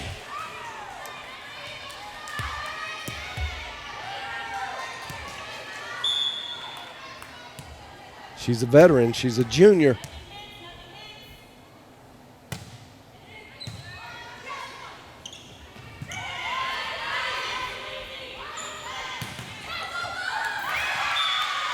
Wow. That was Bailey Murphy just squeezing that in a very tight window. Set point here for the Eagles could be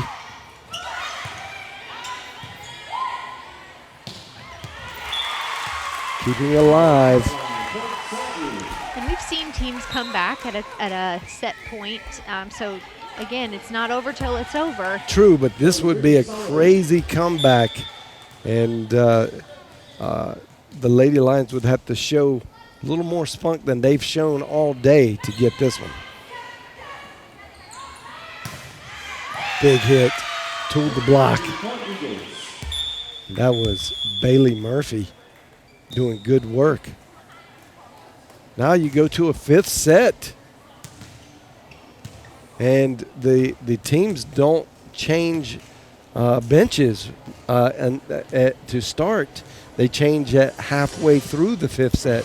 And your fifth set only goes to 15. So I believe at the 8th point or after is that how that works? So you actually, there's potential for the teams to change before the set starts. When you flip a coin, you choose if you want to take serve or if you want to take the other side of the floor. So, gotcha. But either way, each team is going to play on both sides of the court. But yes, they do switch at 8. So we'll see that here in this set. And again, this set number 5 is only to 15. So it's an even faster race to the finish line. And it's even more important than in a normal set for a team to eliminate those silly errors like a missed serve where it's just a lack of focus, or not communicating, which is a rookie mistake, to not be able to call the ball and take ownership of your position on the floor. So we're going to have to see the Lady Lions really step up and eliminate those errors that we've seen from them if they want to take this set 5 away from the Eagles. Well, as you see, the match stats there, it has come down to almost dead even when after the first set there was such disparity, and now it's just even. And the set score 2-2, the stats follow that, so it's going to be, if you just kind of go by the stats, this should be a barn burner of a set and really go down. And I'm not superstitious or anything, but it's kind of funny how the east side of the court has been the winner's side all day today. And the Lady Lions are starting on the west side. They'll get to end it if they can at least they'll get at least some opportunity from the east side. I don't know if the lighting's better. It's kind of weird how. It's just the facts at this point. Hopefully none of the girls are getting a haircut before this 5th set, because you know that messes things up too in baseball. You can't get a haircut. Yeah, and don't step on the lines. What else? Well, nonetheless, if you go by the numbers, this should be a fantastic set.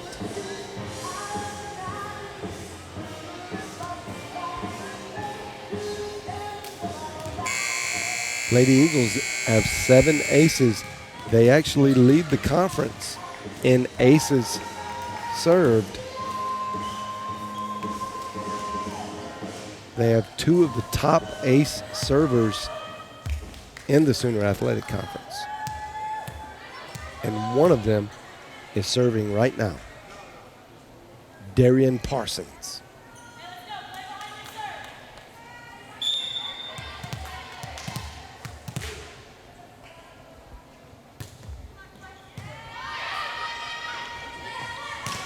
Emma Tompkins comes out, but the good defensive dig by Murphy. Tompkins again.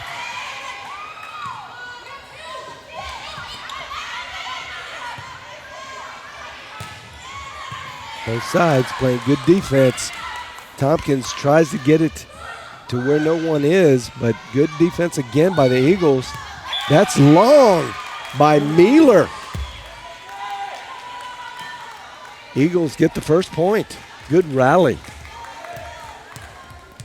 Remember, this set only goes to 15.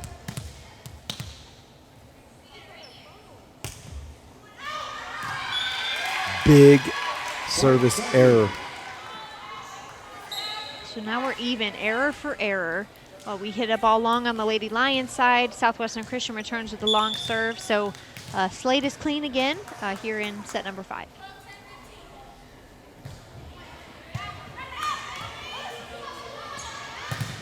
Wow, good block. Hard line and Ivy. Mealer gets it good. Goes deep with it.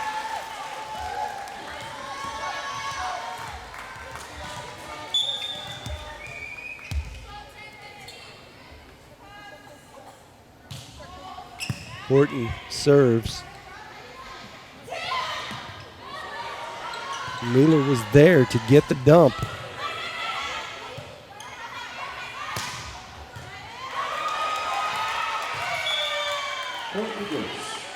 And that was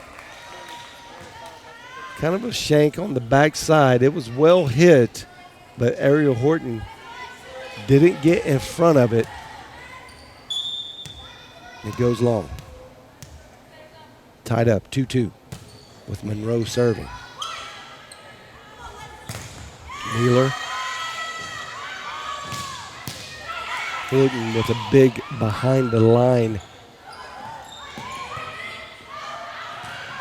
Wow, just barely long. Very fortunate, because that wasn't going to be caught up if it didn't go long. It would have been in. I mean, it would have been a point.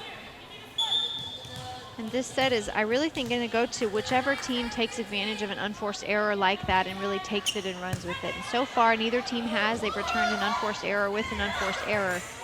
So this is currently the Lady Lions' opportunity to return and really get a run on the scoreboard here. Almaguer gets it over. Murphy gets tipped by the blocking wall of the Lady Lions and just falls into the hole there.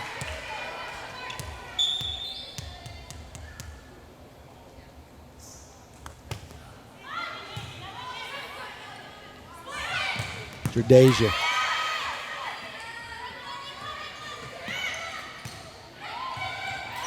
Good defense by Almaguer. Good save. Ivy getting on the floor, keeping it alive. Hard line. Still alive.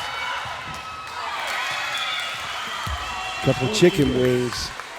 Trying to get it there. Now the lead goes to the Eagles. What an exciting match. Oakley Murphy. It's going to service error long. Fortunate for the Lady Lions. 2 service errors by the Eagles keep the Lions very close in contact in this set. It's a short set, goes to 15. Alexander to serve. Is that a double contact? No, so the SCU setter is currently back row on the floor, so you see she's pulling up right now. So she's in front of the 10-foot line, but position-wise, she is on the back row, so she jumped, tried to keep the ball in play, but it went over, which makes it a violation. Got you. Jordasia gets a good hand on it. It just has to be pushed over. Great recognition by Parsons. Wow. As we had predicted, the numbers don't lie. It's a barn burner of a set, 5-5. Just going back and forth. A lot of nail biting going on in the Schaefer Center right now. Big hit by Jordasia.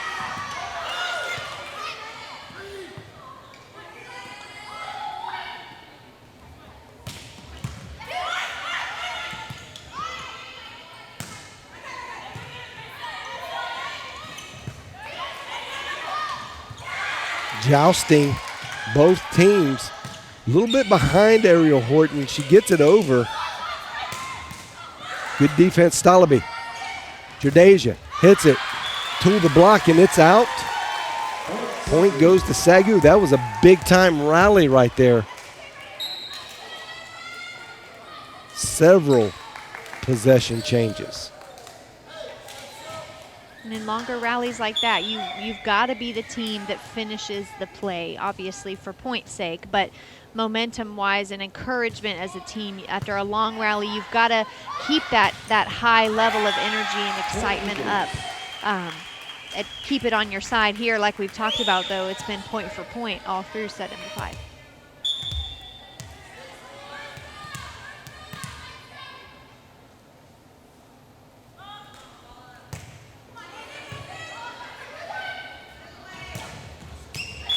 Tompkins gets a good hit. Wasn't super heated, but it was well placed in the back right corner. Lions maintain a lead here. It's back and forth. Ooh, that was so close. Just a little long by Jordasia. Service error.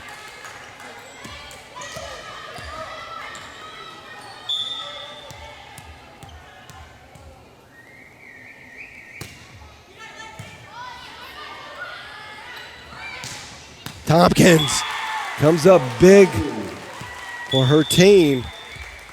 It's 2 in a row for her. And that's a huge point there as we transition now at the 8-point mark in set number 5. You obviously, for the Lady Lions, they're transitioning over. They have a great swing there to get them ahead 8-7. And so as we transition, it's going to be crucial for them to keep that focus. This is another one of those really fast transitions that could seemingly be really insignificant, but it's very difficult to make a transition like that. You kind of feel all out of sorts on the floor. You got used to where you were on one side, and it's strategic to give that even playing field here in set 5. But it does take a lot of mental focus to recover. Big hit by Monroe. She's not going to let it get out of control. Knotted up at 8.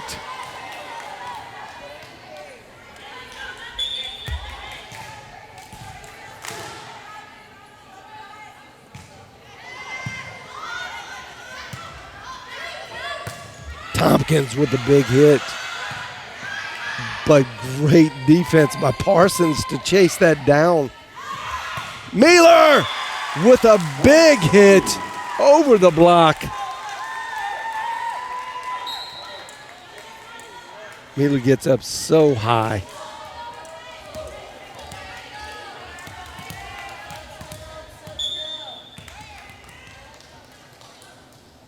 Horton.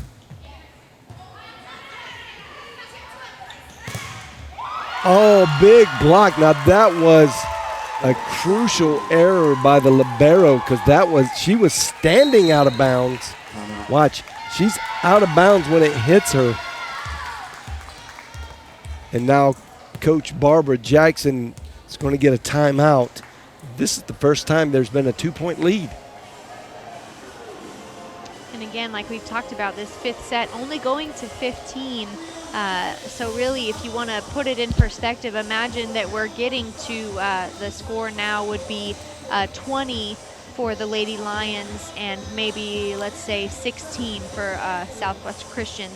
This is the same deficit, if you will, with such a shorter set. So much more is at stake here. You see timeouts being called earlier in the game. It's much more crucial to not let any team get ahead with a very significant lead, and we've seen that exhibited from both sides of the floor, which is why, like you said, a 2-point deficit is huge, especially in set number 5. How many timeouts per set? 2. Even in the short set? Yes, sir. Teams are coming back out. 5 seconds left on the timeout clock. Ariel Horton will be doing the service duty with a 2-point cushion. Very important. Keep this in play.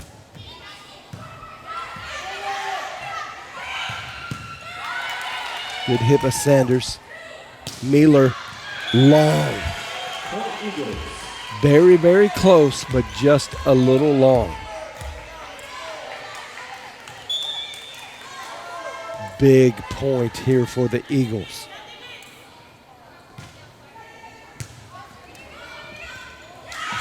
And success. It is now tied up 10-10. Now they can breathe a little bit, and it's a race. Horton with a big hit behind the line.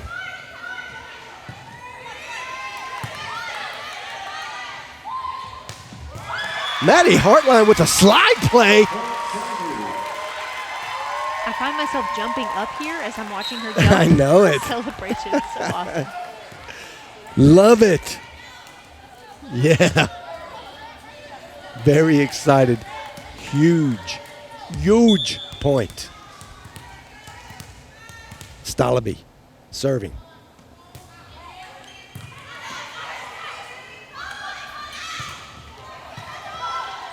That was McMullen. Jordasia gets it in. Well blocked quickly. Ivy unable to handle it. Came back so fast. And that's when you got big hitters that put a lot of velocity on the ball. When it gets blocked, it comes back at you really fast.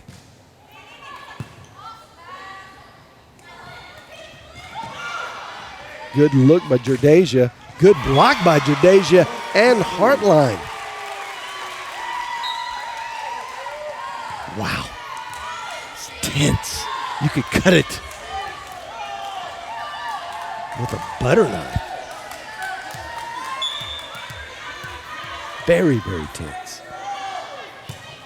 Freshman Alexander gets a serve in a crucial moment and a dig.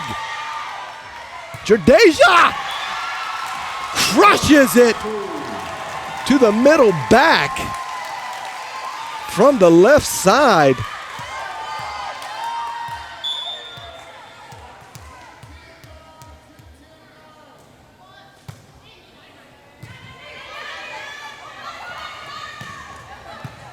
Murphy to Jordasia. She hits another big one. Tools the block. It stays in. Set, match, point coming up.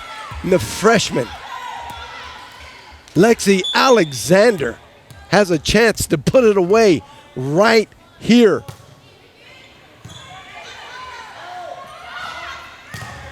And the Lady Eagles say, not just yet. This is a huge, huge game for number 7 on the Lady Lions, Jordasia. As you've said, a freshman coming out at a crucial point, and she has just continued to put the ball away with great consistency. That was awkward at best. 2 players going up for the same ball, but Horton gets her hand on it. and was unable to be handled by Carly Parks, the libero. What a great game. That was fantastic. Just a pleasure to watch and be a part of. Southwestern Christian University comes down and shows that they may be young, but they are tenacious. Don't ever count them out. What a good game. And you see the prayer circle being formed, and Coach Moore going to send them off with a blessing and a prayer. It's what makes the NAIA such a great league, an institutional league in collegiate sports. The champions of character, the heart of Christians that come together and compete together. Love what we see there, and there you see the Lady Lions giving their fans a hand. Coach Moore gets a win, big time. I believe they're trying to set up an interview with Coach Moore. It's going to be interesting to hear what he has to say, because I think that went a little deeper than he wanted. Yeah, I don't think we were expecting to see that full 5-set complement. No, not at all. And you see the match statistics right there, and it almost became dead even, and that came down just to the last few points. Well, Riker Russell is down courtside with Coach Hank Moore. I want to know what Coach Moore thought about the performance today. Riker, help us out. Thanks, John. Coach Moore, really exciting game today. You dropped sets 2 and 4, but you came back to win 3 and 5. Tell us about this team's heart and their ability to battle back to get the win. We had girls fought the whole time. I'm real proud of it. I'm real proud of a freshman that hadn't played all day, and we put her in at the end. And she was a difference maker in that match. Really proud of Jordasia Gay, who stepped in and did a great job for us. That's awesome. Thank you so much, Coach, and good luck today. Thanks, Riker. Coach Moore, appreciate you. Well, that's the final word from the coach, and he knows they got to go back to the drawing board, do a little more work. But what was really neat to see is how he worked in even more freshmen.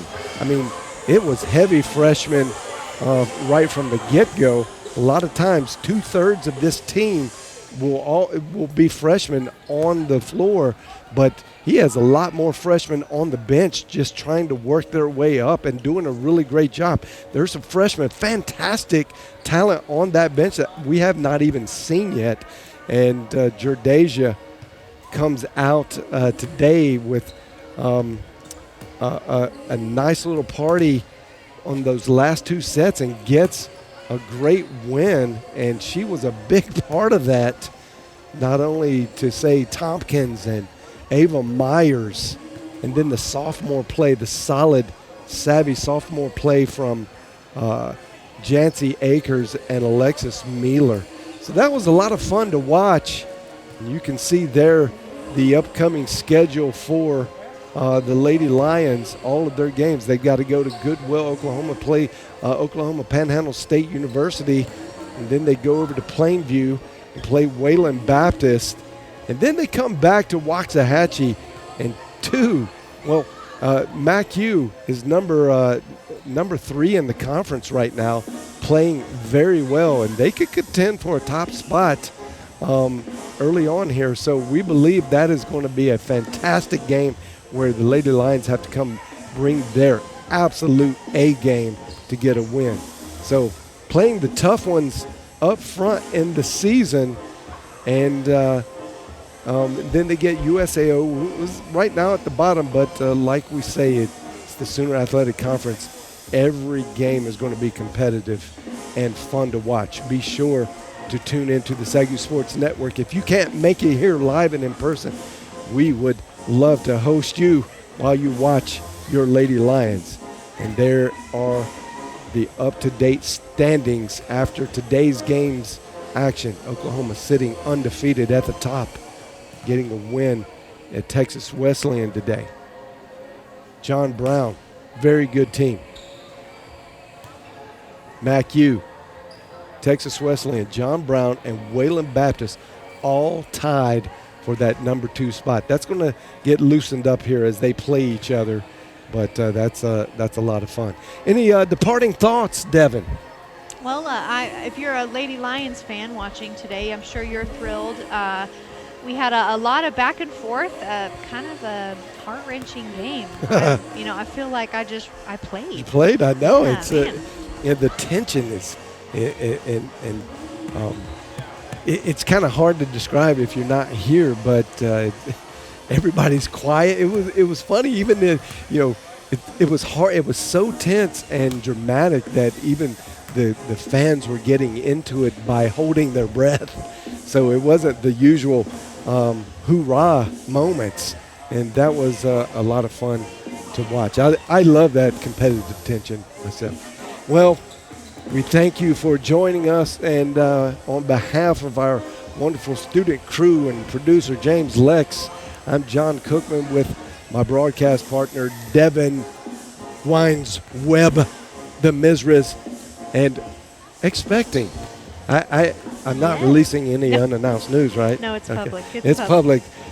And that is so awesome. She is bearing child as we speak. What a wonderful place in life, season in life you are, with about to birth number 2. Congratulations to you, Miss Webb, and your husband as well. Be sure to catch us in later action as we ease up into the middle part of this volleyball season. We'll be back in a week with some more action, so don't miss us. Thank you for watching. You've been watching this SAGU Sports Network.